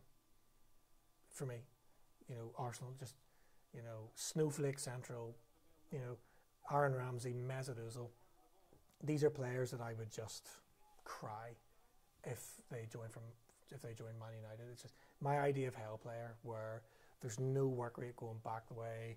They're not physically very strong. They look kind of like weak individuals, physically and mentally. So Mkhitaryan, Jose's right. Mkhitaryan's in the right place for his football. But I think the fact that Sanchez just comes in straight away, no arguments, you're playing left-sided forward, I think it's the noses are out of joint for the likes of Martial and Rashford. United almost away there, courtesy of Sanchez. And again, ball over the top. Side. It's a great touch it's and just finish such talent from Mata, but clearly he has to go. See, he's not a right winger. Yeah. So Mata has to go early for those kind of over the ball, those through balls over the top. What a ball! Look, there's no doubt Sanchez is so talented. Yeah. But he's very, very greedy, but he offsets how greedy he is with his work rate. His work rate is phenomenal. Like I was at the FA Cup final, and you get to see people working off the ball. I mean, it was impressive now, but it's not working on the pitch with on the ball with the team. How do you think Anthony Martial will be at United this season? I don't know. And I actually, in theory, a 21-year-old or 22-year-old started, who's got umpteen French caps. Yes, he was left out of the French team. Liverpool breaking. This is just a pullback goal, isn't it? Should be. Nearly an own goal from Bailly, but he did well to get it away. Yeah, Liverpool are pressing really high up the pitch now. United with maybe 8 players or 9 players behind the ball there. Sitting very defensively, but we're talking about Martial. You sort of think, I said earlier that where's the vision, where's the transfer strategy here, right? So if we sell Martial, age 22, all this potential, he's already had a good United career, although he's been out of the team under Jose. That's a weak shot just going wide. But I mean, under Ferguson, which we are going to have to get away from because those days are gone, it just seems completely counterintuitive. Why did we buy him in the first place? Why did you spend 50 million on potentially this to make money potentially on him? Amazing player? Well, yeah, I mean, I suppose if PSG come in and offer 100 million, but we're about to go and spend 80 million potentially on Harry Maguire. So all that money would just be drained on a potentially good central defender. So I'd be I think Martial, there's an onus on him to improve because he did not play well last year, whether he likes the manager or not. But I do think it would be a sin to sell him. Yeah. With that potential. But again, if a player's not getting his place, he's not happy, it can be difficult to keep at a club. Ferguson had a way of keeping the players happy. The 99 team, he had 4 strikers that somehow he kept happy, kept hungry. And it's a formula that I don't think we've seen again from other managers. I mean, if anything, your great team of the Premier League era was 2009. Yeah. You just launched the title challenge too late. Stuffed us at Old Trafford 4-1. I was there. and you actually felt, oh God, this is actually happening. We're gonna collapse. We were worried about that, but Benitez couldn't have a squad, so he had a great team. So Alonso, Gerrard, Torres, Carragher, great spine of a team, great talent in the team. But you had no real depth of squad. No. Whereas the great trick of Ferguson was that he somehow kept Solskjaer, Sheringham, Cole, York all happy at different times to sustain a 60-game season to win something like the treble. And I think if Jose was better at his job, he'd be able to do it with Martial, Rashford, Lukaku, and these guys. But I'm trying to be balanced about it, right? Because it's not all Jose's fault. Players are different these days. Because, as I said to you, 10, 15 years ago, where I think the Premier League peaked in terms of standard and how much you could relate to players, that was the peak of it. Today, they just, before they've kicked the ball, they'll never have to work. Their family will never have to work a day in their lives. Their family's family will never have to work a day in their lives. They're just so wealthy. Yeah. And they don't really have to achieve that much other than being like stupidly good at football to get those riches. And they don't care. They simply just do not care. Well, so it is hard to keep the players hungrier because they're just such prima donnas. Yeah, exactly. And they're flaky, The millennial generation's a bit flaky, I think, in a lot of ways. And footballers are no different if they're in their sort of early to mid-20s. I mean, they're going to be flaky. They don't have any loyalty to you. No, there's no real club loyalty about. Oh God, we're warming up all the subs already. Yeah. So it's going through a bit of a lull the match for the last sort of 5 or 10 minutes. We've more than past the midway point in the first half, I would say. It's been Liverpool's. Liverpool in terms of possession. In saying that, ironically, United have had the ball in the net twice. Yeah, twice, yeah. So they have. Yeah. So I think the way United are setting up here, they're sitting deep. They're inviting Liverpool onto them, but they're hitting them on the counter pretty quick. Yeah. With either the ball over the top.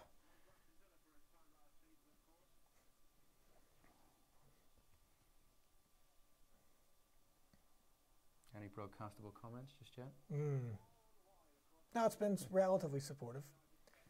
Look, we've got all year for this to unravel, absolutely all year. Bit more of a chance, bit more of a 4-on-4 now. No, the ball's ball. poor. Very poor ball. Herrera. So, what has Klopp and Jose learned so far in this game? Anything? Just merely fulfilling a fixture in the American market? I think they've learned that the American market's vast. Yeah. Because this is a 6-figure capacity stadium, and it's full.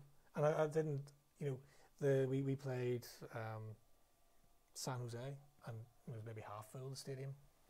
There's a ball over the top. Last ditch intervention again by Fozzie Mensah. These are good signs from Fozzie Mensah. He's had a couple of last ditch interventions, which I mean, you'd hope your midfield would do a half decent job in stopping these balls coming through. That's a good ball from Milner. Matter of time. And that's a penalty kick. Yeah. That's a definite penalty kick. So Salah's been taken down in the box. Who was the culprit? I think it might have been Fozzie Mensah. I think I've scouted him. So Salah in the box. Swats away. Yeah. Yeah, it's Twanzebe. Dangles a leg. That's poor, isn't it? Oh, it's a lash. That's a lash. He's in an attempt to clear the ball, that's a lash. And it's Mane who's going to come up with the penalty kick. In fairness to this International Champions Cup, they have tried to make sense of pre-season. To make it a bit more of a tournament format. A bit more of a pattern. Yeah. That's 1-0 Liverpool. So is Mane the penalty taker? Not too sure about that. So 28 minutes gone, it is Liverpool 1, Manchester United 0. Sadio Mane penalty. I mean, which Lee Grant got, having had a good start to this game. Nowhere near. Well, It's a good penalty into God, Lee Grant's far right-hand corner. But what I will say is he must be pretty consistent in training, because if Salah's on there, he scored 40 odd last season. I like to see my goal scorer standing up and taking a penalty. Now, that's not one of those ones where, because Salah won the penalty, he doesn't take it. Remember Thierry Henry did that? Yeah.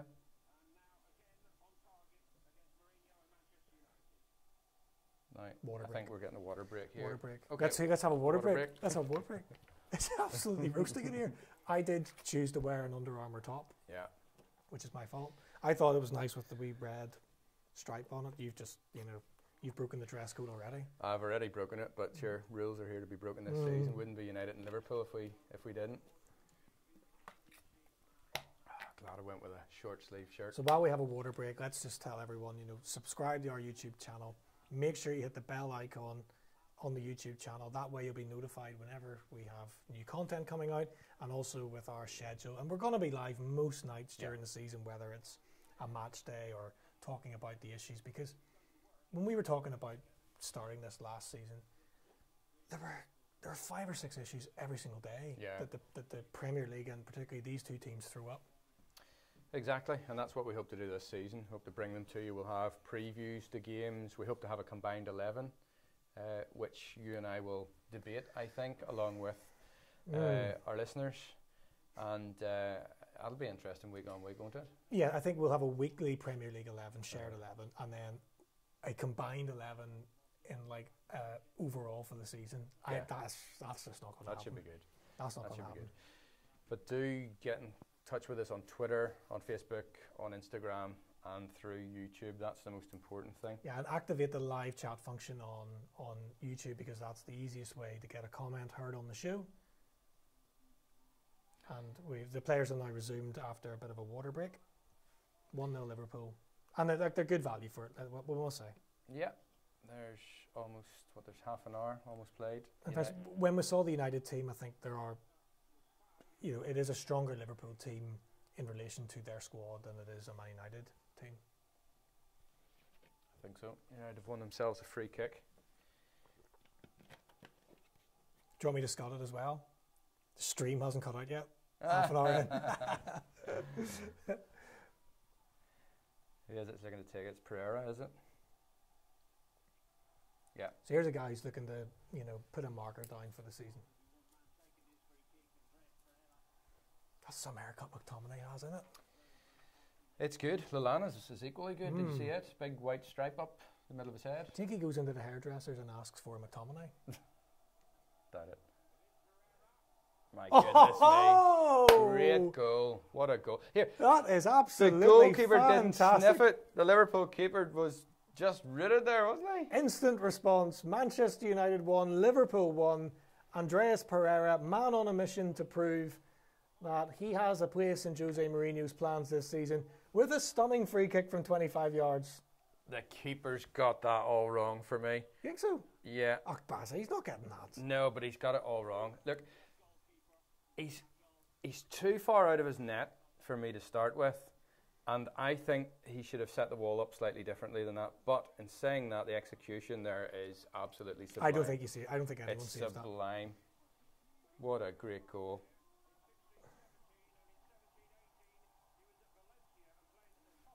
Former Valencia player, and that's a rude awakening for the young Liverpool keeper Camille Grabara. He's had a good start. I mean, he played well, Pereira, in the last pre-season match. He's obviously put his name on the record books here. Jose has a decision to make with him. Do you stick him out on loan? Mm-hmm. What's the benefit to United if he can do that? Oof. That's a poor challenge. That's Mourinho. There's Mourinho. That's my mate. I mean, do you put him out in loan, Pereira? Oh yeah, Mourinho. You go ahead. Do I put him out on loan? Yes, I do, because he's not quite there yet. He's not going to play. Yes, but then do these players ever get the experience that you want them to get? I'm not sure, and how else do you give them that experience? Will you throw them in a bit more? You know, so it's a difficult one. Moreno just did what he always does there. He tried to control the ball. He's left-footed. Tried to control it with his left foot, lost it, and then went through one of the United players. I can't quite recall who it was, but it was a typical Moreno challenge. Moreno, to me, needs to be loaned. He needs to be sold. He's just not good enough. He's not a Liverpool player for me.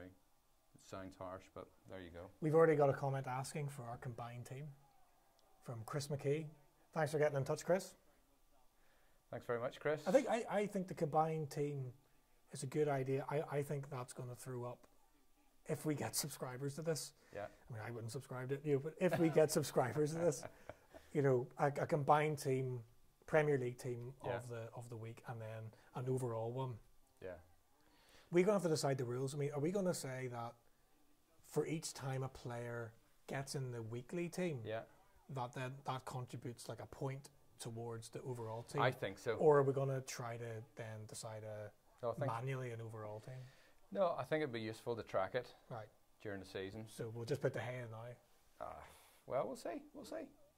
We will see. Come on. If he played like he played in the World Cup, come on, maybe don't not. let yourself down. Go ahead, listen. He played like that in the World Cup. Look, he's only a 3-season wonder. Yeah, he played like that in the World Cup because he's too busy being a one-man defence all season. Chris would be putting us on the spot if he thought we could name the 11 right now from start to finish. I reckon I could. You reckon? I reckon I could. No, because you would pick Manchester United. No, I wouldn't. You would? If anything over the last hour has told you, I'm pretty balanced. But there's the Gaius in goal, obviously. Left back, you can name your left back. I mean, we're playing Ashley Young. You could probably name your centre forward to play left back. Well, no, it's Robertson, definitely. Robertson's definitely the left back, right? Oh yeah. Right. If Robertson's in, it's yeah.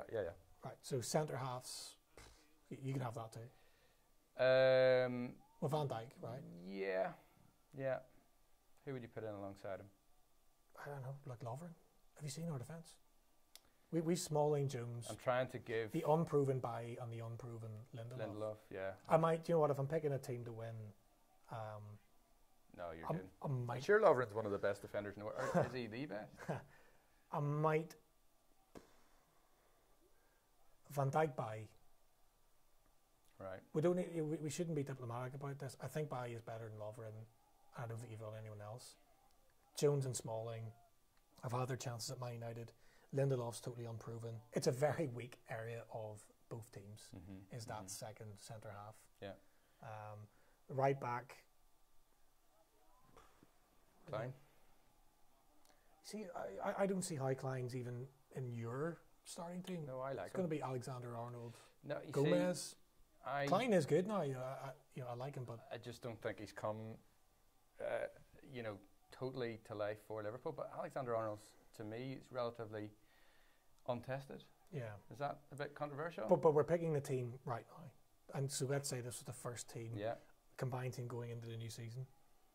See, to me, Trent Alexander-Arnold's still a bit light. So Klein, maybe Valencia goes in because he does. You know, he's a 7 out of 10 every week. If you move into midfield, by diving in again, but he does come away with it. Yeah. Oh, there's no doubt Salah does scare the life out of defenders. But look at this from Sanchez. That was absolutely superb work on the halfway line. But can he offload it sooner? Does he need to take the ball, but he didn't turn back? He didn't have many options there, did he? Oh, he had one. One. I mean, yeah, he had one. McTominay and Oceans of space. Yeah. Right, so let's say De Gea, Robertson, Van Dijk, Bailly, and I'm going Valencia. Yeah. I'd probably on give last that. season. I'd probably give it Klein that. has been injured. Probably give it that. So we'll play 4-3-3. Yeah. Or 4-2-3-1. Would that be better? So it's the same thing, isn't it? Play 4-3-3. Right. So midfield. This is where it's difficult to gauge them at the minute because we have so many. You know, we've got a few players coming in here who could potentially. Yes, be in this, so we can't include them. It's what you've seen so far. Yeah, but that kind of throws the bias, I think, slightly to United. towards United. But that'll change over time. Yeah. Believe me, it'll change. And again, by just letting the ball drop in behind him, he does get away with it. Takes chances. Liverpool coming forward, good ball in, but well defended. Yeah, Fozzie Mensah's had a very good half. You know, I'm not sure he's a natural central defender, Fozzie Mensah. I think he sees himself, you know, in the centre of midfield. Played fullback a couple of times for United before going on loan to Crystal Palace. So if you're playing three-man midfield, you know, I mean, Oxlade-Chamberlain had some run before the injury. Yeah. Yeah. Who do you want to put forward from Liverpool? So from United, I think, you know, Pogba has to be considered. Pogba has to be in, I think. Has to be in. I think he has to be in. He is in. Yeah, Pogba has to be in. Yeah, this is where the difficulty comes, because if you're judging it on last season, you know, this season I've a feeling that Keita gets in there. Yet the same, of course, in full flight. You know, Henderson, Liverpool fans love Henderson. Do they really? Yeah, I think they do. Yeah. Yeah. I mean, I like the guy. You know, I think he's just so ordinary. You know, well, you know, in terms of his playing ability. I think he's a leader. You know, and maybe he doesn't have the, you know, the creative ability that Gerrard had. Oh, it's another clumsy tackle. Oof, there's a big call. You know, I think you know, it's Bailly again, who's almost apologetic towards Mane. Yeah. That's one of those ones where the referee's thinking, you know what, I've already given them a penalty, I'm not giving them another one. Goodness me. That's clumsy. It is clumsy, isn't it? Bit of hands on. Just about, maybe it's all right. Goodness me. Just about. Oh, you just know they're going to make like 22 changes here at halftime. Well, I can see Liverpool readying. It's an army being ready. Yeah, yeah. Okay, so let's try and finish this off. So Pogba starts. Matic, to me, had a very good season. Listen, I like Matic, and he's so good on the ball, but maybe one of the problems is that he slows the whole thing down. Great step over from. But you need a player to be so comfortable on the ball that he can control the game. Yeah. It is just so very languid at times from Matic. So I think Liverpool obviously played a variety of Henderson, Milner, Lallana, Oxlade-Chamberlain. Yeah, the Ox fit, I think, would be good in there with Pogba. Pogba, Oxlade-Chamberlain. I think play two in there, because we're then going to have to play. Who are you going to play? You've got a lot of forwards to get into the team. Because if you consider we'll Lukaku in. I think Lukaku has to go in because of his goals versus Firmino, but I would say that because of his physical presence as well. I think Firmino has a big physical presence. I think he's a tough. I think he's good at putting his body in the right areas, but look at the physique of Lukaku. Yeah. You know, he's an absolute man mountain. Firmino's a better footballer than Lukaku on the ball. I mean, he's a quality. 10 times over. Salah, you couldn't leave out. Has to go in. Salah, you just couldn't leave out. And then you've got to consider then Mane. We have Martial, Rashford, Sanchez. Just can't get in the team. See, Rashford for me on his day is a superb talent. And it's not his fault that he just hasn't played. Superb talent. You know, I watched him at the Milk Cup here when he came across with Manchester United. Stunning. And he stayed that way. And I like him because there's an honesty about him, and there's no pretentiousness with him as well. No, he's a good lad. I think everyone's just very fond of him in the club. He's a good lad. So the one player I'm going to throw in is a guy that I thought would be nowhere near, and should be nowhere near, the Manchester United team up until about of November last year. And I think if we play a two-man midfield of Pogba and Oxlade-Chamberlain, and we play three behind the centre forward, who we think is Lukaku. I think on the right we're playing Salah, right? I think on the left we're playing Mane. Okay, I get that. I think I have to surrender Martial, Sanchez, players like that. I think the player playing behind Lukaku is Lingard, because I just think the guy who I absolutely despised. Whenever I see players, Liverpool on the attack one more time. Great ball across the 6-yard box by Camacho. But he sort of played it behind the players that had yeah, ran on. It was Mane, wasn't it? It was coming in at the back. Liverpool definitely the better team in the first half. But I think Lingard went from someone that I couldn't stand. Yeah. Whenever I see people not in the team and they're making social media celebrations about what they're going to do when they score, even though they're not in the team. Yeah, something not quite right about that. What? Yeah. You know, and you're doing it with a guy, Pogba, who was underperforming at the time with this huge social media profile. And Lingard, he kind of just looks like lightweight to me, a bit like Juan Mata. He's very, very slight character that maybe I just make too much of. I still think footballers have got to be physically very strong and quick. And he didn't, you know, he's not massively strong or massively fast. Great ball, Scott, round the corner for Salah. United have defended it partially. I mean, it's gone out for a corner, but well, I think Fozzie Mensah wants a goal kick, but he's given a corner kick. But it's another good moment for Fozzie Mensah, who's doing everything he can to keep Salah. At least he stifled Salah there, but you can see Liverpool are seeking out their goal scorer from last season.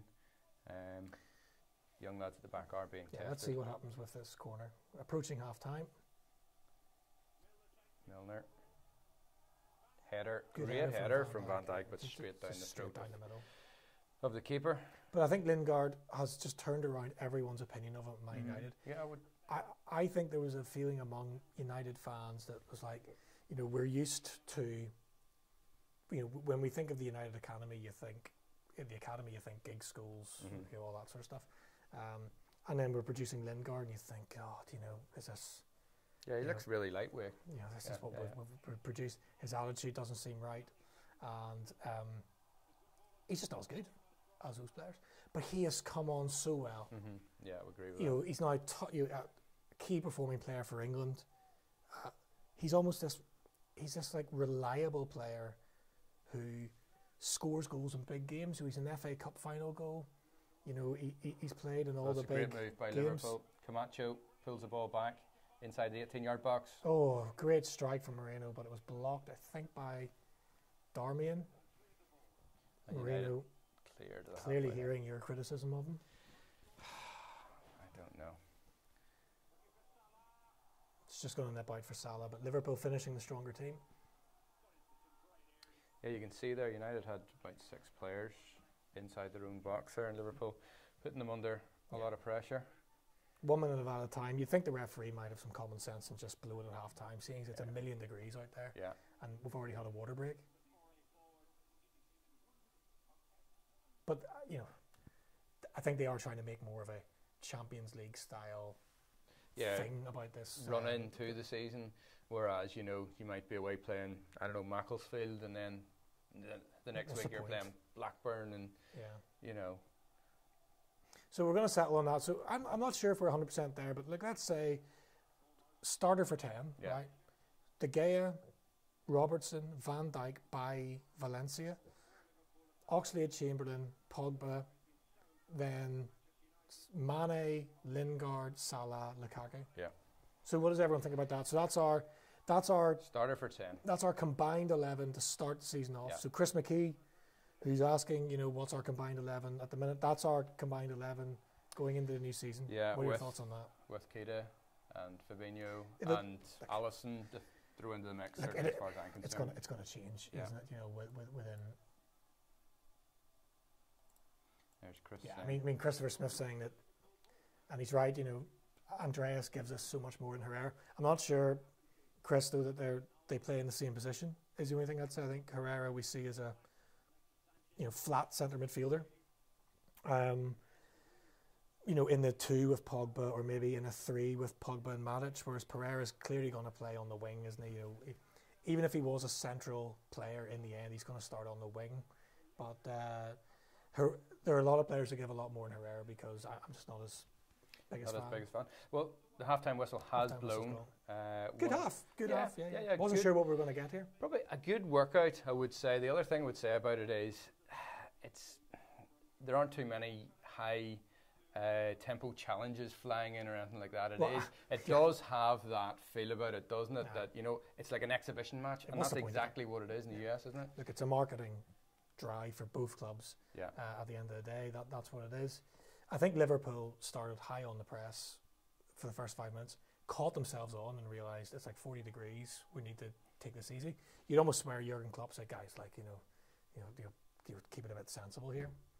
So, half time, Manchester United won, Liverpool won, Mane with a penalty, and another set piece goal, Pereira levelling it up. Yeah, it's a great goal. So it's great to see some comments coming through. If Christopher Smith is watching, I don't know where you stand on Herrera. He, to me, is just, I have struggled with him. Again, I don't know if it's a Jose Mourinho thing that he has to pass the ball backwards and sideways and be this kind of restricted player. I remember, we beat Chelsea 2-0 at Old Trafford 2 seasons ago. We put a brilliant through ball through for Rashford to score against Chelsea. So he obviously has some ability to see a pass and to find a pass. But we've just not seen enough of it. We've kind of seen this guy, this sort of gnarly player, and you think, actually, I could quite like him. He looks like he's got a bit of bite to him. Yeah. But the bite has to be backed up by performance and ability. Like the reason why Roy Keane worked was that, he was bloody good. His passing ability, his positional sense, his drive. He was actually a great goal scorer, Roy, in his younger days. But Herrera, to me, does kind of a whole lot of nothing in terms of end product, but talks a lot on social media. Do I like that? I would like to see that from a player who's playing well and he's a key figure in the team. The difference with Herrera for the club and Juan Mata, who I said is helping the club's PR, is that Juan Mata talks a lot about what a privilege it is to play for Man United, and that he does a lot of ambassadorial work. I think he's a big UNICEF contributor. I think he gives a certain percentage of his salary away and has persuaded a lot of Man United players to do the same. Not every footballer does that, but Herrera talks about the team as if he's in the team when he's not in the team. We need to do this, we need to do this better, we're not doing that better. You need to do better. You need to do better. And you need to get yourself in the team. Then you can talk about what the other players and what the rest of the team aren't doing. So I don't know, to me the guy, yes, he's a Van Gaal signing or a David Moyes signing, but I think he sums up in a way, maybe a bit harsh. He's part of the bag of spanners that Jose Mourinho's inherited. But why is he still there? Because, your average price tag for a player now is 60 million quid if he's going to move you forward. So you can't just get rid of everyone and start again, because it's going to cost you like £1 billion. Why is Fellaini still there? Here's another guy that we haven't talked about who divides opinion. Every Man United player or every Man United fan, and we've heard what Paul Scholes has said about him. He can't pass, he can't touch, he can't run. What does he do? But 3 managers kept playing him. And Van Gaal, for the disaster that Van Gaal was, right? And I think 2 things. There were 2 positives of Van Gaal's era. Firstly, separately to Fellaini, he's the second point. First one, Van Gaal actually cared. He actually cared about the job and the club. He was a really good statesman, and he didn't really let himself down that much. Don't remember him getting into that many sort of spiteful wars of words with other managers. There's a wee bit of that because the club was not competing. The second thing that, and I compare him, the point of what I'm saying is I'm comparing him to Jose Mourinho, who has this sort of distant, don't care, depressed looking sort of, could be somewhere else. It's just a job to me. But the second thing that Van Gaal did was he got a turn out of Fellaini. He played him almost right. He played him in midfield, but he did this thing where he would ask Fellaini whenever the ball was on the left-hand side of the pitch to drift out to the right and be this sort of big aerial presence, which is what Fellaini's good at. So Van Gaal did get a turn out of Fellaini, but you have 3 managers, one that signed him, the next one had the opportunity to get rid of him and didn't, and Jose Mourinho has had the ultimate opportunity to get rid of him, which is to let him walk on a free, but he signed him up for another 4 years at 28 or 29 years of age. I mean,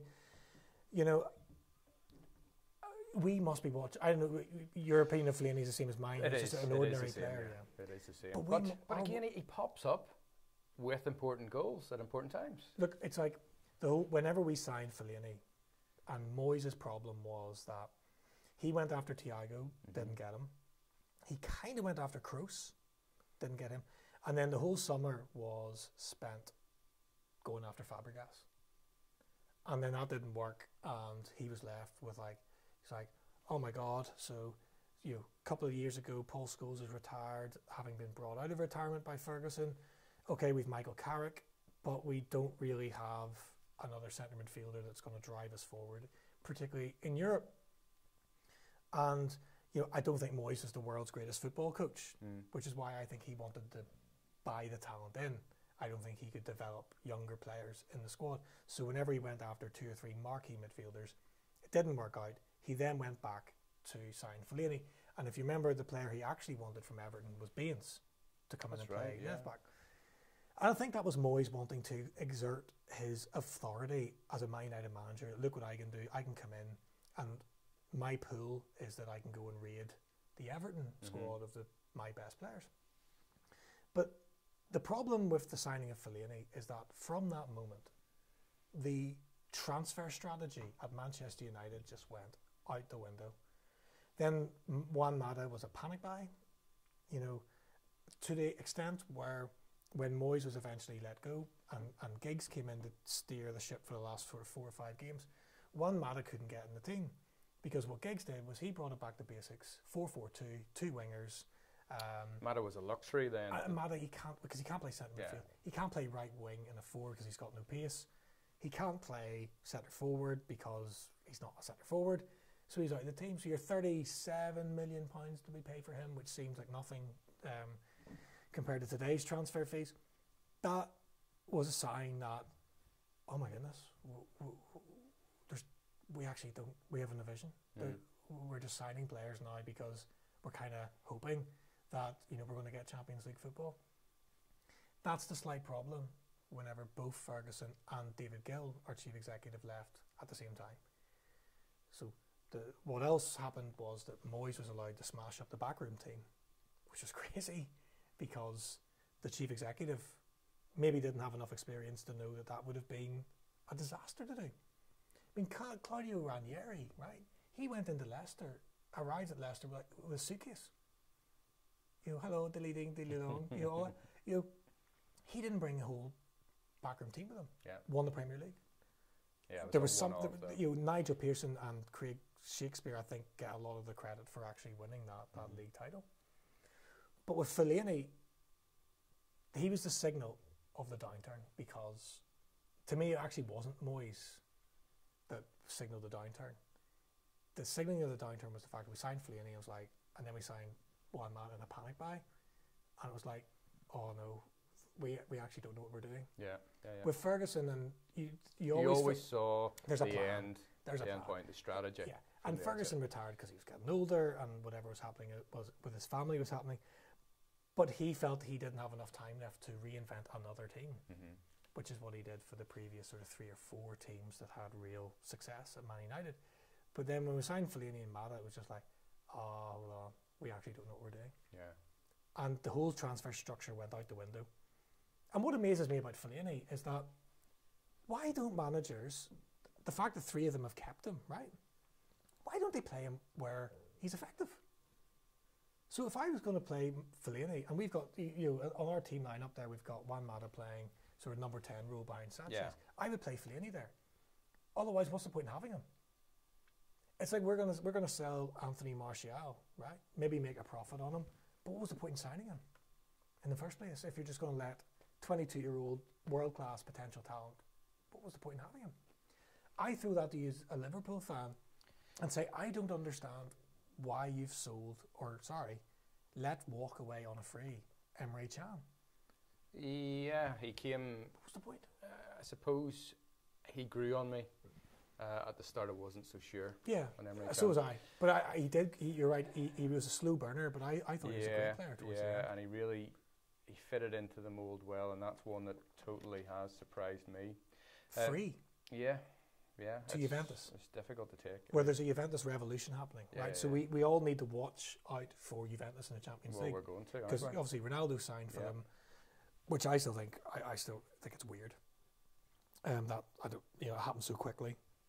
You'd swear there was something up with that funny business. I don't know, but he seemed to have a gripe with Real Madrid about his tax bill, that maybe they wouldn't sign him up on another contract that would wipe out his tax deficit. I don't know. I could be making that up. I make a lot of stuff up.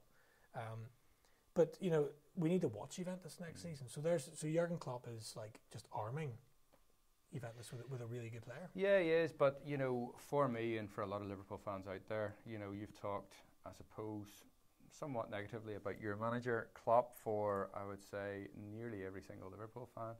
He has reinvigorated the club, and he keeps doing it.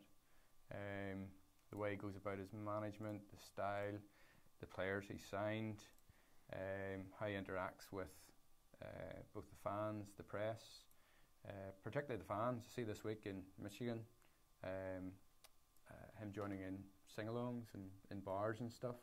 Do you like that? I do actually. Yeah. There's a bit of I like that.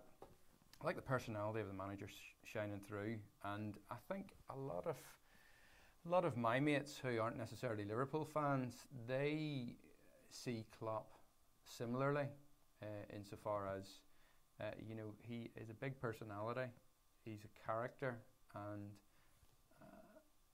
I just get the feeling he's a genuine nice guy. Yes, now and again he kind of gets irked with the press, but it's funny. Nowhere near what Jose does.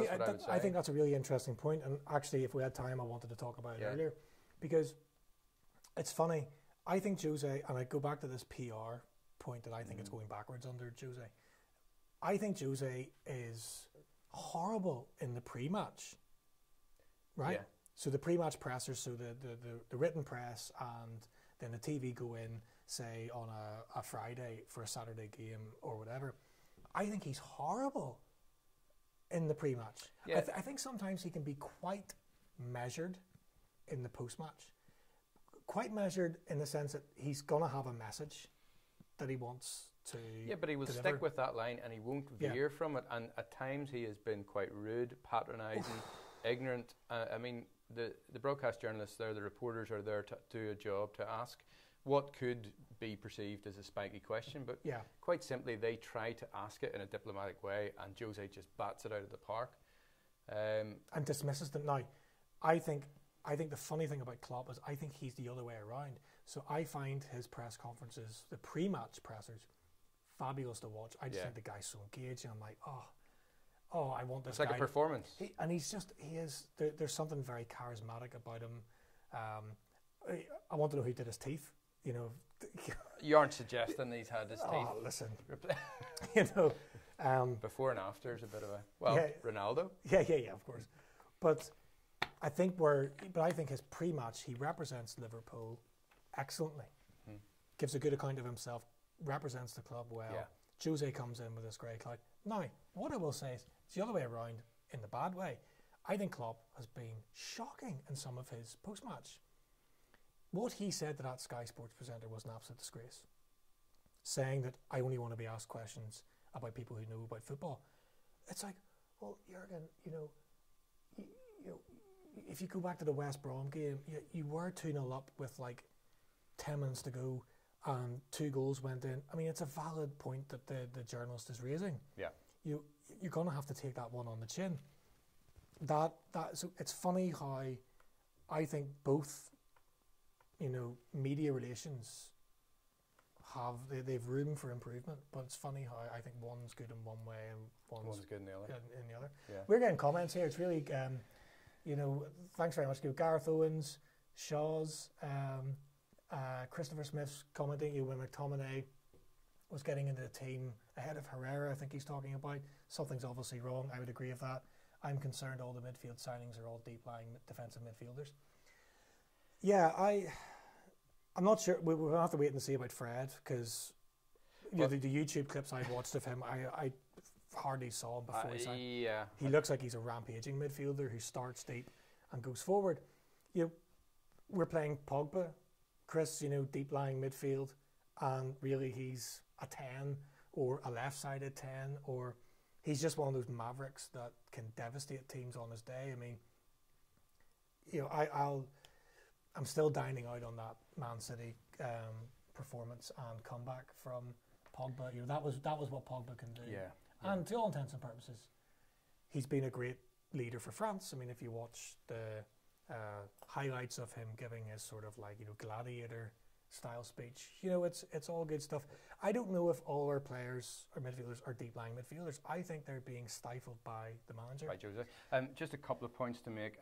Gareth, you said that what has Klopp done though, and yeah, I take your point. He hasn't won anything, and I agree with you. Actually, if he doesn't win anything this season, I do expect him to be under pressure. Definitely do. But Liverpool aren't going to get rid of him. Well, they won't. They won't because the wheels are in motion, and you know, I think they'll have a plan. You know, it'll be a 3-year plan. It might be longer term than that, but they won't have let him sign all these people without giving him the opportunity to let that team grow. He does have a record he needs to shift, which is losing cup finals. Yeah. The Champions League, to me, what's he done, Gareth?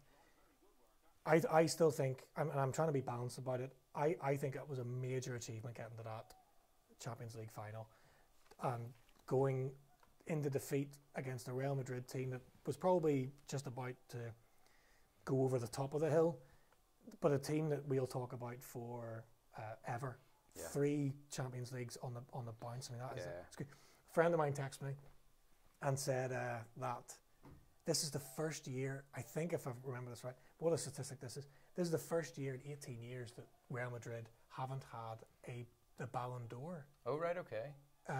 A Ballon d'Or winner in the team. Right. I'm going to check that. Okay. And I think I'm lying. I think both Liverpool and Manchester United here in the second half have changed goalkeepers. This will be the first time in 18 years that Real Madrid will start a season without at least one Ballon d'Or winner in their squad. Wow. Yeah. So look, I think Klopp, that was a major achievement getting to the Champions League final, but he does need to shift the loser tag in finals. Yeah. So look, second half's kicked off. Manchester United won, Liverpool won. 2 set-piece goals. And an interesting development for Liverpool fans, Shaqiri has come on for his debut. I think they've changed the goalkeeper as well. I've certainly seen Manchester United have. They've brought on the Portuguese player, I think it's Joel Pereira.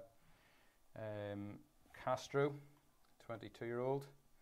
I definitely saw him coming on at the break. And I think Liverpool might have changed their goalkeeper as well.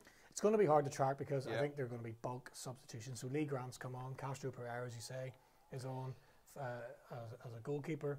So presumably our 4th choice goalkeeper, who knows? Yeah. It's good to see, you know, bleeding players, giving them that kind of sniff of what it could be like for them. The players are doing well to play on this pitch. I mean, this is a 3G pitch that American football teams use, and in that heat, you know, the ball, you can definitely, I hate 3G pitches, you know, I know they've made a massive difference to football leagues across the world where funding is an issue, and I speak about our local football league, you know, it has been a game changer, but the ball doesn't run. Well, just to give you an indication, the balls are being absolutely fired and skidded over the top, and they're just stopping straight away, and that's something that I don't like to see in the game.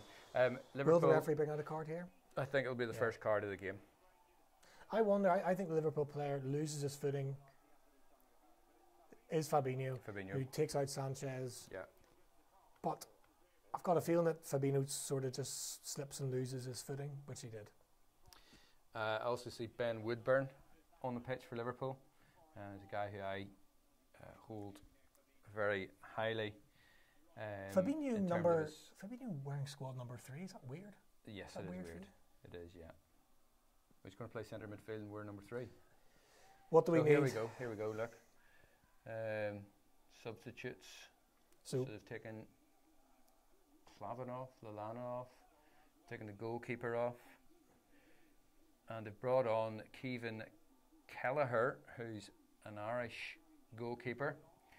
Nathaniel Phillips, Ben Woodburn amongst the substitutes for Liverpool, and Shaqiri. So looking forward to seeing Shaqiri in a Liverpool shirt, I must say. Yeah, very much so, and a good chance for him to show, you know, what he has. Look at the shirt on him. Look at the shirt. He's stretched it already. He's a cube. He's stretched it.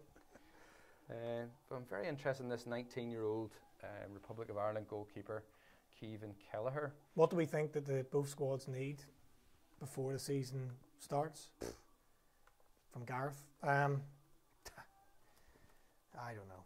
You know, I mean, from a Liverpool perspective, I'm quite happy to see how the dice rolls this season. Now we've got people in. You've had a good summer. What do Man United need? We need a left back. If our left back's going to be Ashley Young, you need two centre halves. And if it's not going to be Luke Shaw, if it's going to be Luke Shaw and we're going to commit to it, then we don't need a left back. We need one centre half. Two. Well, we must give Bailly and or Lindelof a chance. I mean, Lindelof hardly played last season. 1 or 2 injury problems. You know, Bailly has the sort of the riddle, the unsolvable riddle that is the African Nations Cup as well to be factored in. So yeah, I'd like to see one centre half come in. You could just, to me, Manchester United's problem is that in this post-Fergie era, we have 24 good players, whereas we don't have. I think you've got a lot of. You can name 2 Man United 11s, and I don't know which one would beat the other one. Yeah. You've got a lot of kind of moderately okay players, and Jose is not okay with them, and he vilifies them, and then that's only going to stifle their development. Because we have seen Herrera have the odd good game. Juan Mata comes up with big goals. Okay, I suppose in Jose's credit bank is the fact that Lingard has really cracked on as a player, so there's one player that has improved under him. But I think the problem is you could name 2 Man United teams, and I don't know which one would beat the other one. I think it's a very, very valid point. Shaqiri is playing right in the centre of midfield, and he's struck a couple of unbelievable passes. He's picked up possession again. He's playing right in the middle. Yeah. Where we did say earlier that he could factor. Yeah. So not to interrupt the 3 sort of star players you have up front, as another cross comes into the middle, this time dealt with safely by the new Manchester United goalkeeper. Yeah. But yes, Shaqiri could play maybe at the top of the 3-man midfield. Yeah. But to me, that means Henderson starts. Because that guy's not going to work back. No, that's very true. Well, let's see. He's pushing very high here to start with.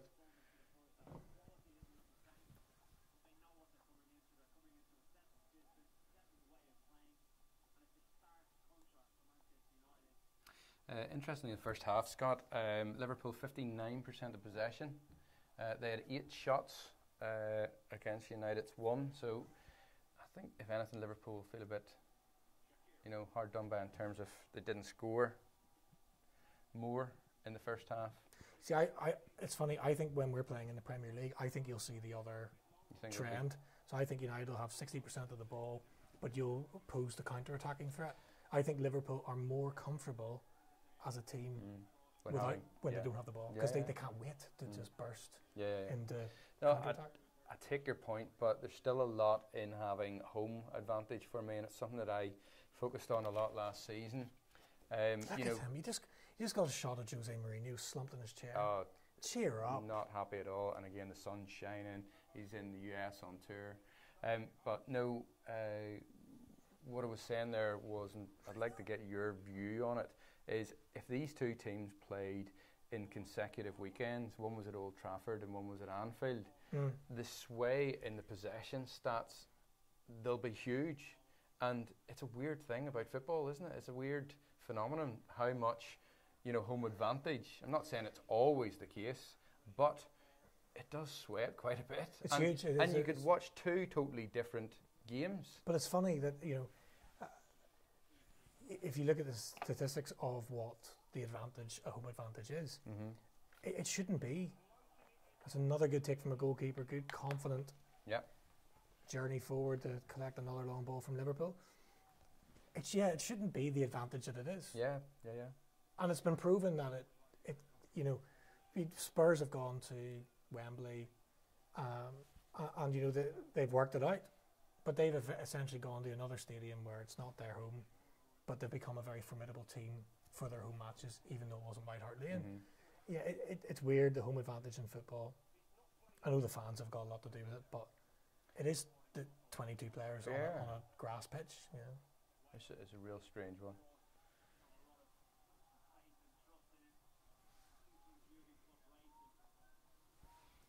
So we're kind of into the 10th minute in the second half.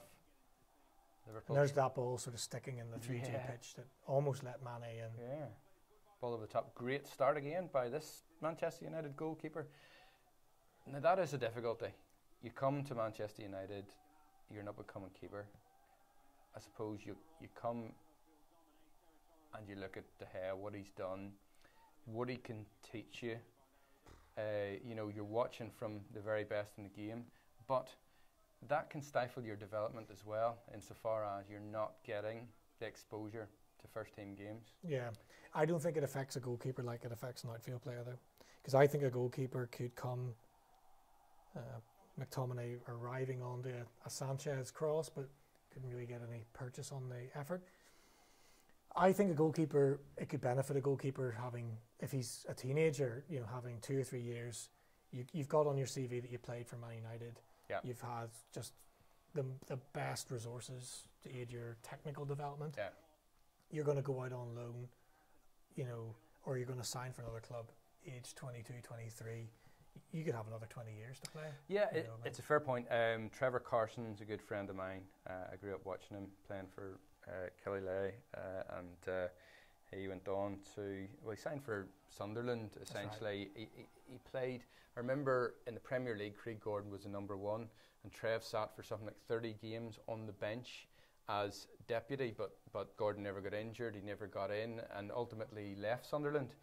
He went to Portsmouth, and only last season, and I think he's around 30 years of age now, made his Northern Ireland debut, made his way into the Motherwell team, outstanding season in the SPL. So I take your point, they do develop that bit later, but I just wonder, a bit like Casillas, whenever he came through so young, he wouldn't have had the ability to do that if we had held him back. So, you know, what could Trevor have done, you know, at the higher level beforehand? It's so much, you know, it's luck and timing.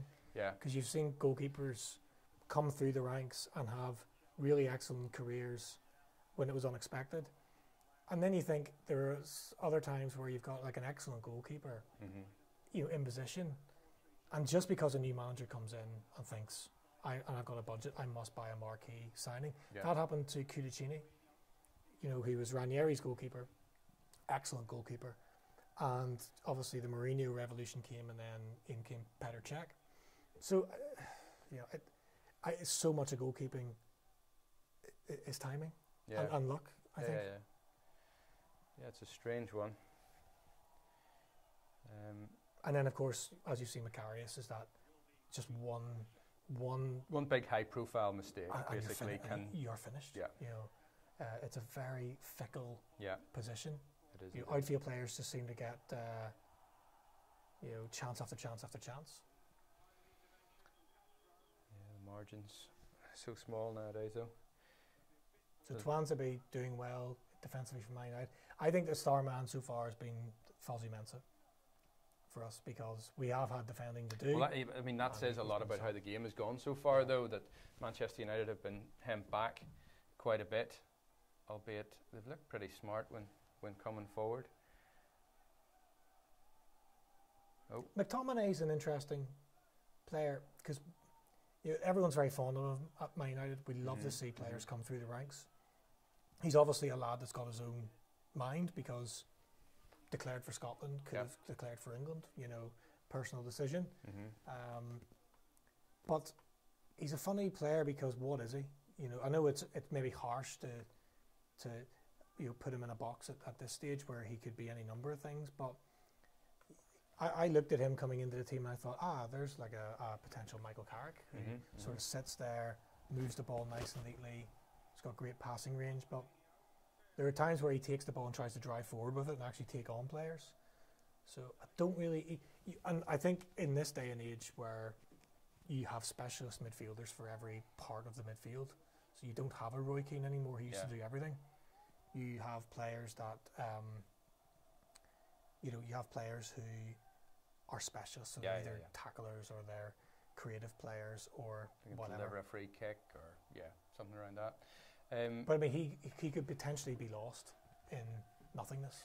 Yeah. if he doesn't define himself. I mean, how many games do you see him getting this season? 10 maybe in the league if he's lucky, I think, or depending on injuries.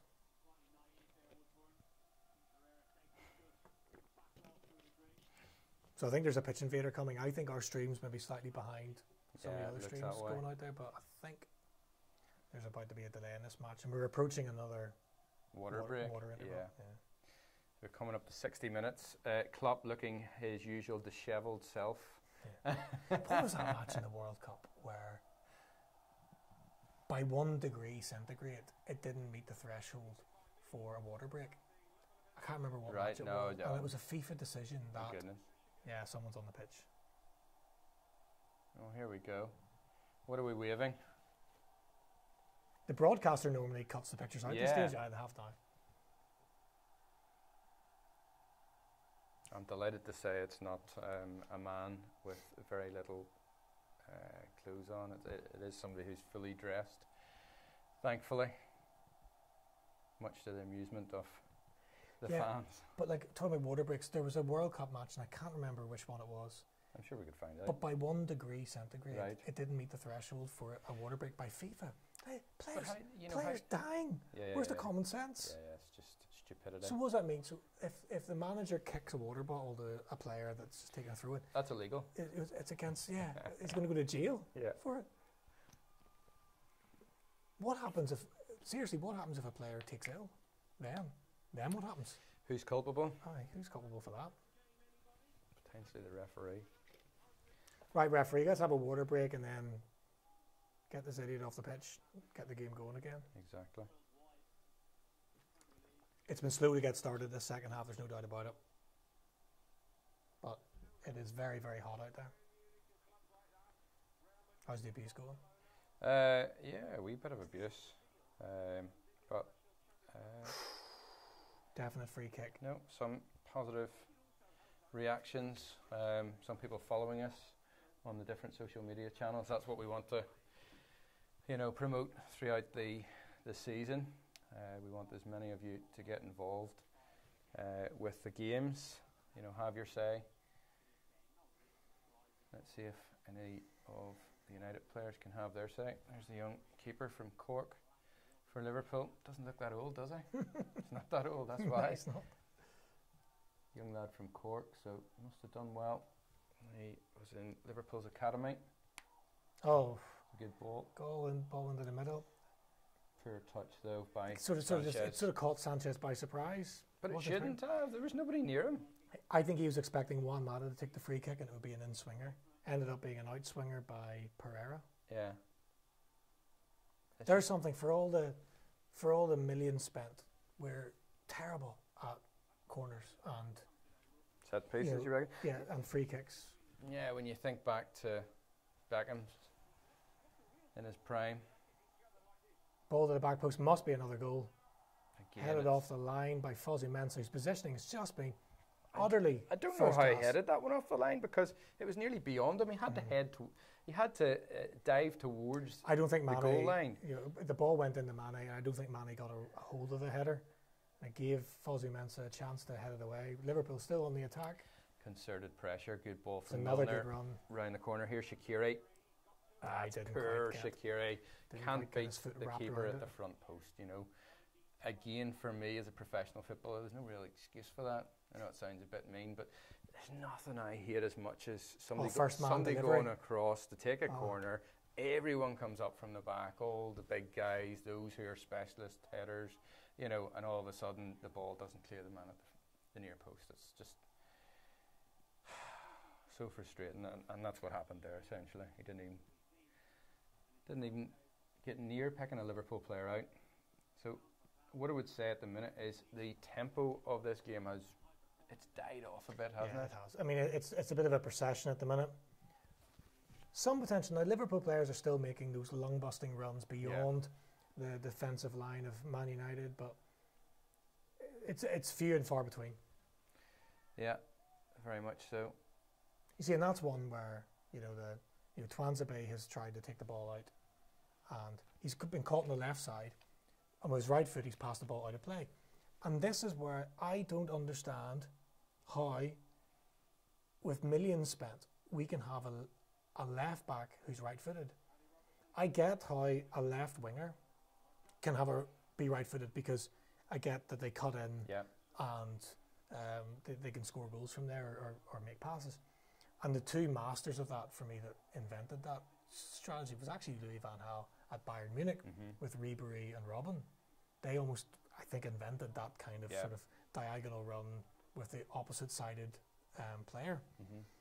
But for a left back, to me, if your left back isn't left-footed, as soon as he traps the ball, he's under pressure. Yeah, he is. Yeah. He can't pass the ball down the line unless he uses the outside of his foot. Yeah. Otherwise, it'll go out of play. So, how can we be sitting with potentially Ashley Young as left back? And then, I know Gareth Southgate's had a great World Cup and whatever, but do none of these managers, can they not think for themselves? Well, so Young is obviously playing don't see it the way we see it. That's good hold-up play from Shaqiri. Oh, it is a second goal. It is a second goal. Goalkeeper unsighted. Yeah, to the bottom corner. And it is great from Shaqiri. Well, I think he provided it. I think it might be young Sturridge, who's just come on and taken the captain's armband, who may well have slotted it home. From his weaker right foot as well. Yeah, it was. Yeah, that's who it was. It was Daniel Sturridge. But you watch the movement and hold-up play from Shaqiri here. Yeah, he makes it. Holds off by, again, suspect. It actually goes back. It's not Shaqiri that gets the goal, although he seemed to be pretty keen to celebrate it. It took a big deflection as well. That was a good finish. So Liverpool have just brought on, I think, another 6 or 7 substitutes, including Daniel Sturridge, who took the captain's armband straight away. Who's just scored that goal. Yeah. So within seconds of coming on, they also, I mean, you were talking about having a classic left back. There's nothing like it, is there, when you think about it? Evra, lovely left foot. And Dennis Irwin. Yeah. Who was two-footed. He was. But Liverpool have just brought on Robertson, and perfect. That's exactly what you're to me, about. whenever the ball comes to the left back, if he's not left-footed, he's immediately under pressure. Yeah. I don't understand.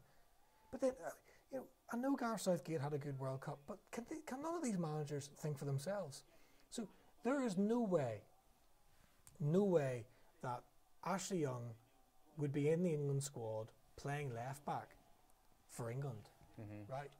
If he wasn't playing left back for Man United. So let's say that he was playing left wing for Man United. There's no way that Southgate would have thought, oh, must put him left back. He's actually got a bit of something about him for left back, So it just amazes me because one manager with a high profile, does one thing, that another manager just copies him. And don't get me wrong, I think Southgate deserves a lot of credit because he did do things that other managers haven't seen. So nobody thought to play Kyle Walker as a centre half, but he did, and I think it was inspired. So it's not to criticise Gareth Southgate, but I just don't understand why you would let a right-footed player play left back. So we'll probably have to start something, this season. Pet hate. Well, maybe have too many. So but Liverpool. Smalling, Young, Herrera. Yeah, but if you look now, very different approaches taken to this game. Liverpool have a totally different team. Yeah, they have a totally different 11 on the pitch, as far as I can see, than they started with. United have only made. They've changed the goalkeeper. Changed the goalkeeper, yeah. I don't think beyond that they've changed anyone. No. So a truly different approach. But in this heat as well, that is being taken. Yeah, it's a bit of a surprise. So Manchester United 1, Liverpool 2. Daniel Sturridge with the goal. And Gareth commenting, how do you solve a problem like Daniel Sturridge? Well, a lot of the media pundits and commentators were saying that he just looks so sharp in the pre-season matches in England that, you know what, he just looks so lean and fit that, maybe we talked about earlier in the show, maybe he could have a big impact. Shaqiri again. Great ball. Well, almost. In towards Sturridge. Here's Sturridge again, the man. Oh, goodness, he nearly bent it into the top corner. That's trademark Sturridge. But, yeah. He does look lean. He does look lean and fit now. He is a conundrum for me, Gareth, as well. Obviously, he said there's problems with fitness, but he can just change a game in a second. We've got Gabriel Trulin saying many viewers. I don't know if that's a question. The answer is no. If it is a question, let me answer that for you. Gabriel, no is the answer.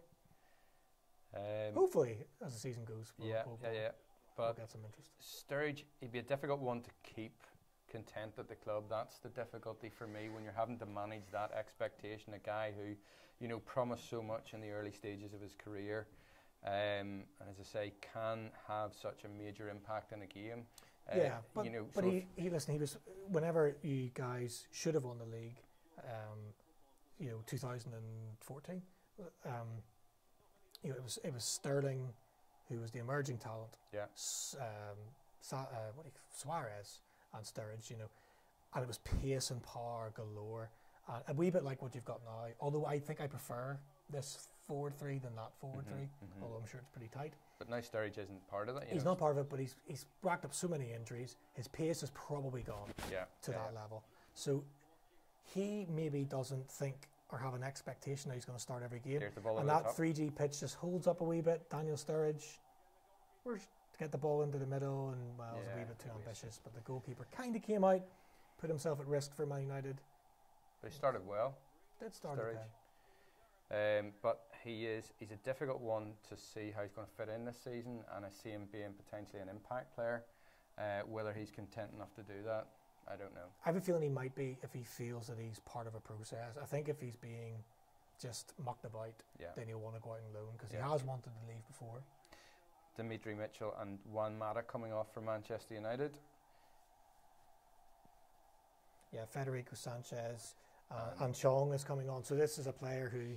Oh goodness, he is very easy to pick out, isn't he? What hair? Yeah, class. Right? Do you know, he reminds me of the group of dancers. Remember they had the young lad? What are you talking about now? Oh, I'll get to it.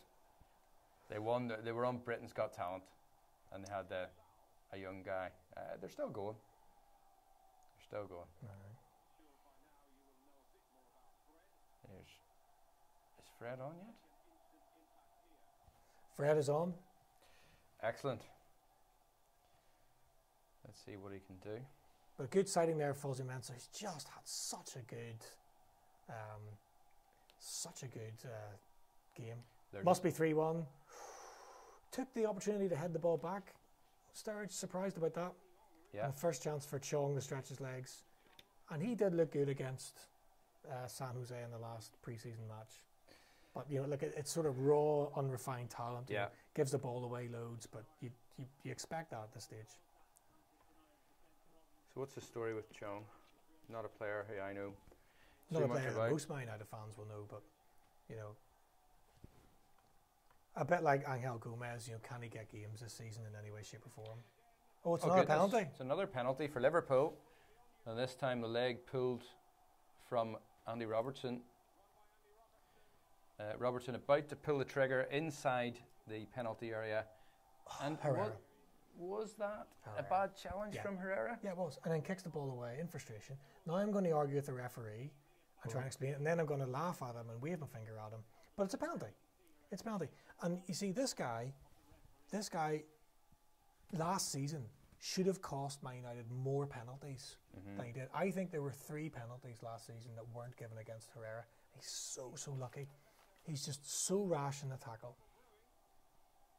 That's a change of penalty taker, of course. And it's Ojo, I think, is going to take this. Guaranteed goal. Guaranteed goal. You think so? It's just such typical Herrera. Which way is he going? Look at the goalkeeper. He's pointing the direction that he thinks he's going to go. Oh, yeah, and he went the other way. That was a great finish. Not sure what the goalkeeper's strategy was there. I haven't quite seen it done like that. I used to remember Grobbelaar doing the legs and, you know, trying to give the penalty taker the eyes, but actually the United keeper there was pointing the direction that he thought Ojo was going to go. The keeper went that way. God, that is a casual pen, isn't it? It is very casual. So it's another one from the spot, and another set piece goal, and it's Manchester United 1, Liverpool 3. And you know what? 3-1. This is about right for me if I looked at the teams before. Look at your manager. Slouched, kind of. I would rather be anywhere but here. Yeah. So, like, I don't expect Jose to be concerned about what the outcome of the match is. It's about fitness. It's about getting the foot on the ball. It's about game time. That's all it's about. Hopefully, players don't pick up injuries. What I will say is, I'm sorry to labour the point about Herrera, but that's why this guy is good enough for Man United. That's so typical of his rashness, and he doesn't learn. Mm-hmm. So, is he coming into his 4th year as a Man United player? He's done this every single year. But I think he thinks he's making a contribution by being that kind of rash, kind of gnarly character in the team. But is his play not being endorsed by the fact, he's got the captain's armband out there, for instance? What does that say? Hopefully, like a lack of choices. Wow. Like a lack of options. He's certainly... So, like, we were talking to Chris Smith earlier, and there you go. There's my thought on Herrera. That we got comments from Chris about Herrera. Where he stands in the team. He doesn't get in my team because of that. Exactly that. There were a couple of moments last season where he almost dived in on teams, and the referees let him away with one. And he's just a walking yellow card, a walking penalty decision, and the guy's liability.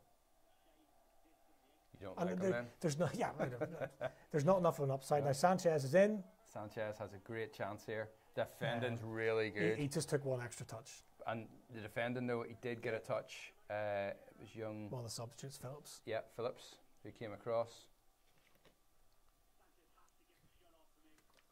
Yeah, he should have hit it first time, and Phillips just with the outstretched. Again, I'm not going to be overcritical of that. I think that's a pitch issue because it is a slower to knock it away from people, and he has a confidence problem at the minute.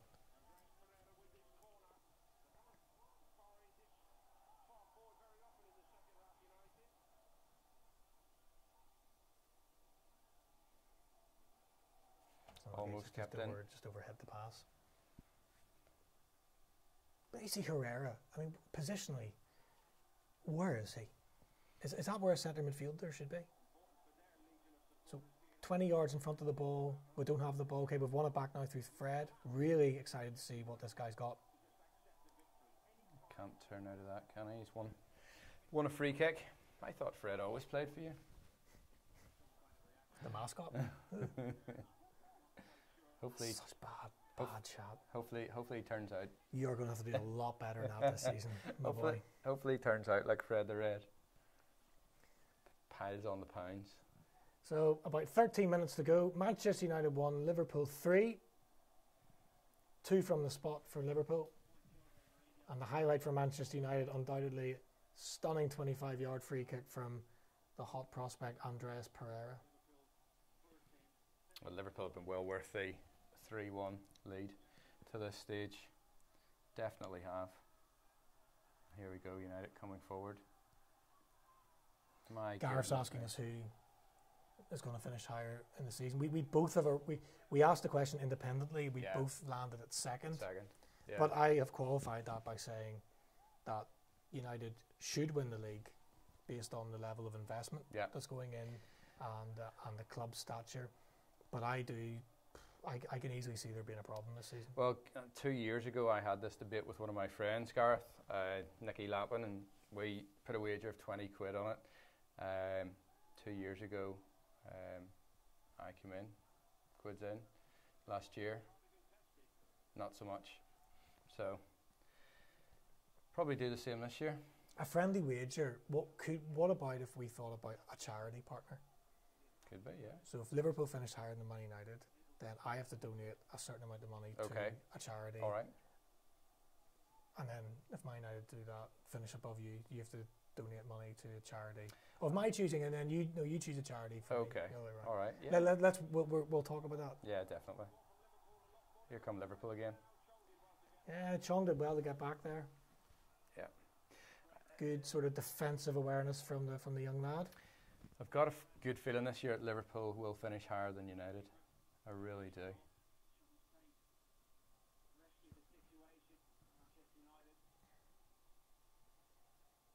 But, I struggle to see what United have actually learnt in this game. You know, there's not a lot of consistency. There's not a lot of patterns in the play. Liverpool have done things, I suppose, quite conservatively as well, but I don't look. You see, at this stage, I don't expect to see big fluid patterns for Man United. But it's funny that you say that, because that was a running theme of last season. mm-hmm. There were times where the players looked like they were strangers to each other, yeah, and they don't train with each other daily, and they don't play week in, week out with each other. And a part of that is to do with, I think, the shackles that are put on the players. That it's so rigid under Jose Mourinho, so regimented, that it's hard for them to express themselves. mm-hmm. And at times, for Man United, you know, they under Ferguson, they played with such freedom. Well, so I think it's a disappointing outing. So Sanchez is coming off by the looks of things. Herrera coming off. You know, we've got, you know, 2 young subs coming on. some of the youth team by the looks of it. Yeah. Getting the last 10 minutes or so. Tuanzebe's had his races run. But really, for the last 10 minutes for a Man United fan, what you want to see is Fred getting on the ball and maybe showing something. Mm-hmm. Mm-hmm.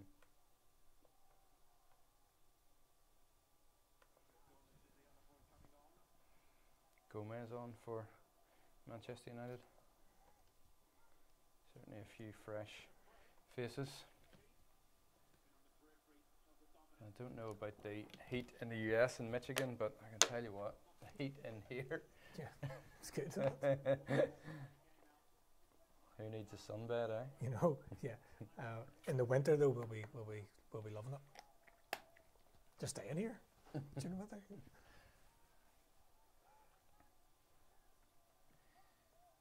It's a huge shadow on the pitch. Oh, it's another ball in behind a Manchester United player, and this is Liverpool's real strength, those lung busting runs into the middle. Sturridge ball, but couldn't pick out a Liverpool teammate. Still alive with Sturridge.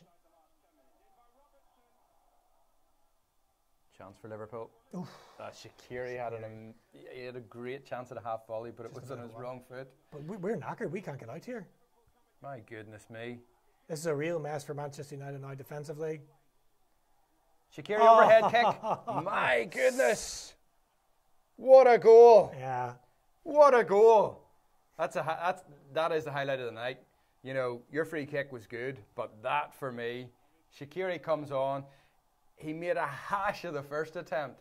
It was with his right foot. The ball comes out the left, cross into the box, and, you know, the execution there.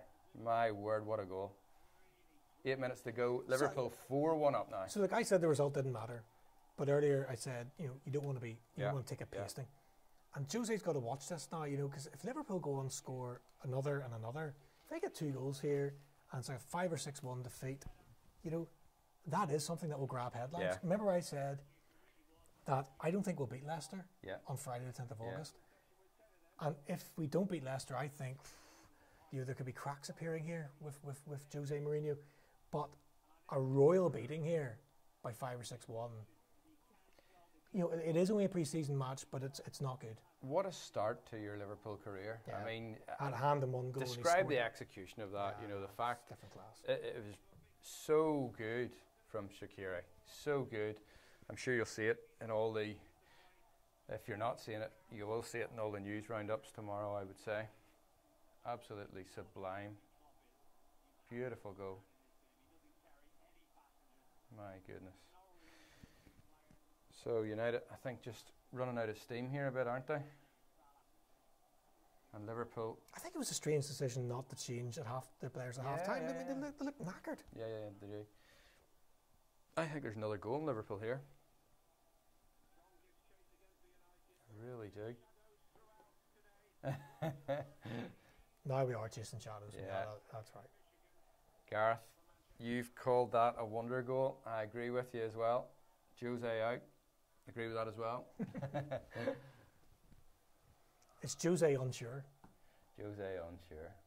Well, it's a change. Jose not sure. It's a change from In Moyes We Trust. Yeah. Because we didn't see that for Brendan Rodgers or anyone like that, did we? No, never saw that. Who's Brendan Rodgers? done well in Scotland, I suppose. Big ass governor at Liverpool. Here come Liverpool again.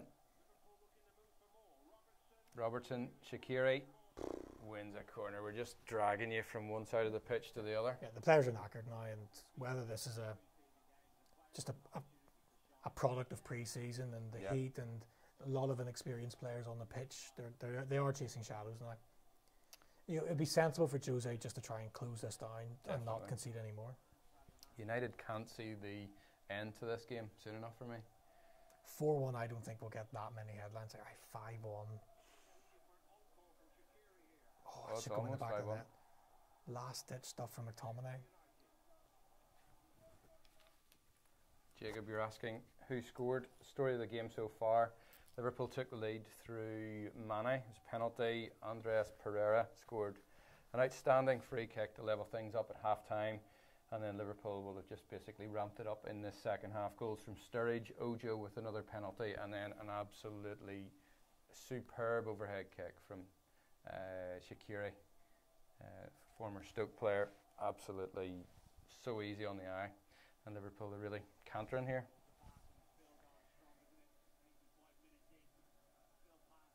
Just about 4 minutes plus stoppages left now. That's an interesting one from Gareth Eamon Holmes, a big Man United fan, and messages of support for Jose Mourinho. It's one of those things where a media personality, and obviously a good Northern Irish man as he is, but do I expect him to actually be honest about what he thinks about Jose Mourinho when he's in the public domain to the level that he is? No. No, I don't. And I go back to the low point for me last season was Sevilla at home, which is not obvious. You know, it's not hard to say that. Knocked out of the Champions League to an average Spanish team, but it's what your manager is saying after the match. You know, saying that half the Sevilla team would get into his team, criticising the players like that. I don't see how, you know, pundits or football fans can sit and say that Jose Mourinho is doing an excellent job at Manchester United and he's beyond reproach. No. That's frustration now. It was a bit of a rough tackle on Shaqiri. Bad challenge on him. Chris, you're saying it's hard to watch, not from where I'm sat. I've quite enjoyed it. Liverpool 15 shots overall, United 3 shots. So it's been a hard watch in the second half generally as a game, but pre-season stuff all the same. But I had it as maybe a 1 or a 2 goal defeat for United based on a team sheet, but that's a nice touch from Fred. Oh, who's that's lost it for United? Don't see how that's a free kick. No, I don't either. The referee's given a free kick. But Pereira's had a good game, you know, stunning free kick, positive signs for Man United. Still think when it comes to the 10th of August, he'll not be a factor. No. That's a bit of a wild one there. He has a poor challenge. It was by Woodburn, wasn't it? Yeah. I haven't really seen much of him since he came off the bench. No, he hasn't done a lot. Oh, there's a few handbags at dawn here. Daniel Sturridge, and who else is involved? Certainly the referee. Pereira and Fosu Mensah. Fosu Mensah, I think it is. He had the issue with Daniel Sturridge. And still the discussion continues with Bailly and Sturridge. Liverpool have made the most fouls in the game as well. But just over 2 minutes to go. Yeah. I think the American crowd, given it turned out in their numbers here, they will, they'll be happy with what they've seen here. It's a good exhibition. They get to see some of the players they see week in, week out. Yeah. And some new faces mixed in as well. And it's a marketing mission for the competition, and I get it. They're trying to make more sense of pre-season. That there's a bit of meaning to the matches, a little bit, and there's a bit more of a structure to it. Yeah, a couple of other than that, it's not important. Chris, you don't think Mourinho knows his best team, particularly when it comes to the start of the season? He bought Sanchez and paying big bucks. So you think that Jose ultimately puts him straight in the team? I couldn't agree more with that. And I think I said exactly that earlier on in the show, and that's what's put a lot of the players' noses out of joint. This guy's come in and he automatically starts at, on the left wing without questioning. Yeah. And bad performance, and he's still named in the team. Yeah. So, and you're right, Jose Mourinho doesn't know his best side. I think that's right, and that's because the transfer policy's gone out the window, and we have too many 7 out of 10 players. Yeah. Whereas you could name 2 11s, and I don't know which one would beat the other one for Man United. Don't think there's much doubt about Liverpool's starting 11, defence and attack. Maybe midfield, there's room for manoeuvre. Particularly given the new signings, yeah. There's only seconds left, plus stoppages now. So the last time we saw this scoreline, Manchester United 1, Liverpool 4, was in 2009. Good start. That happened. Good start.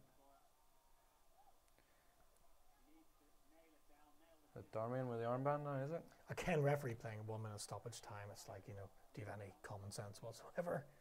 In this heat, is there any need for it?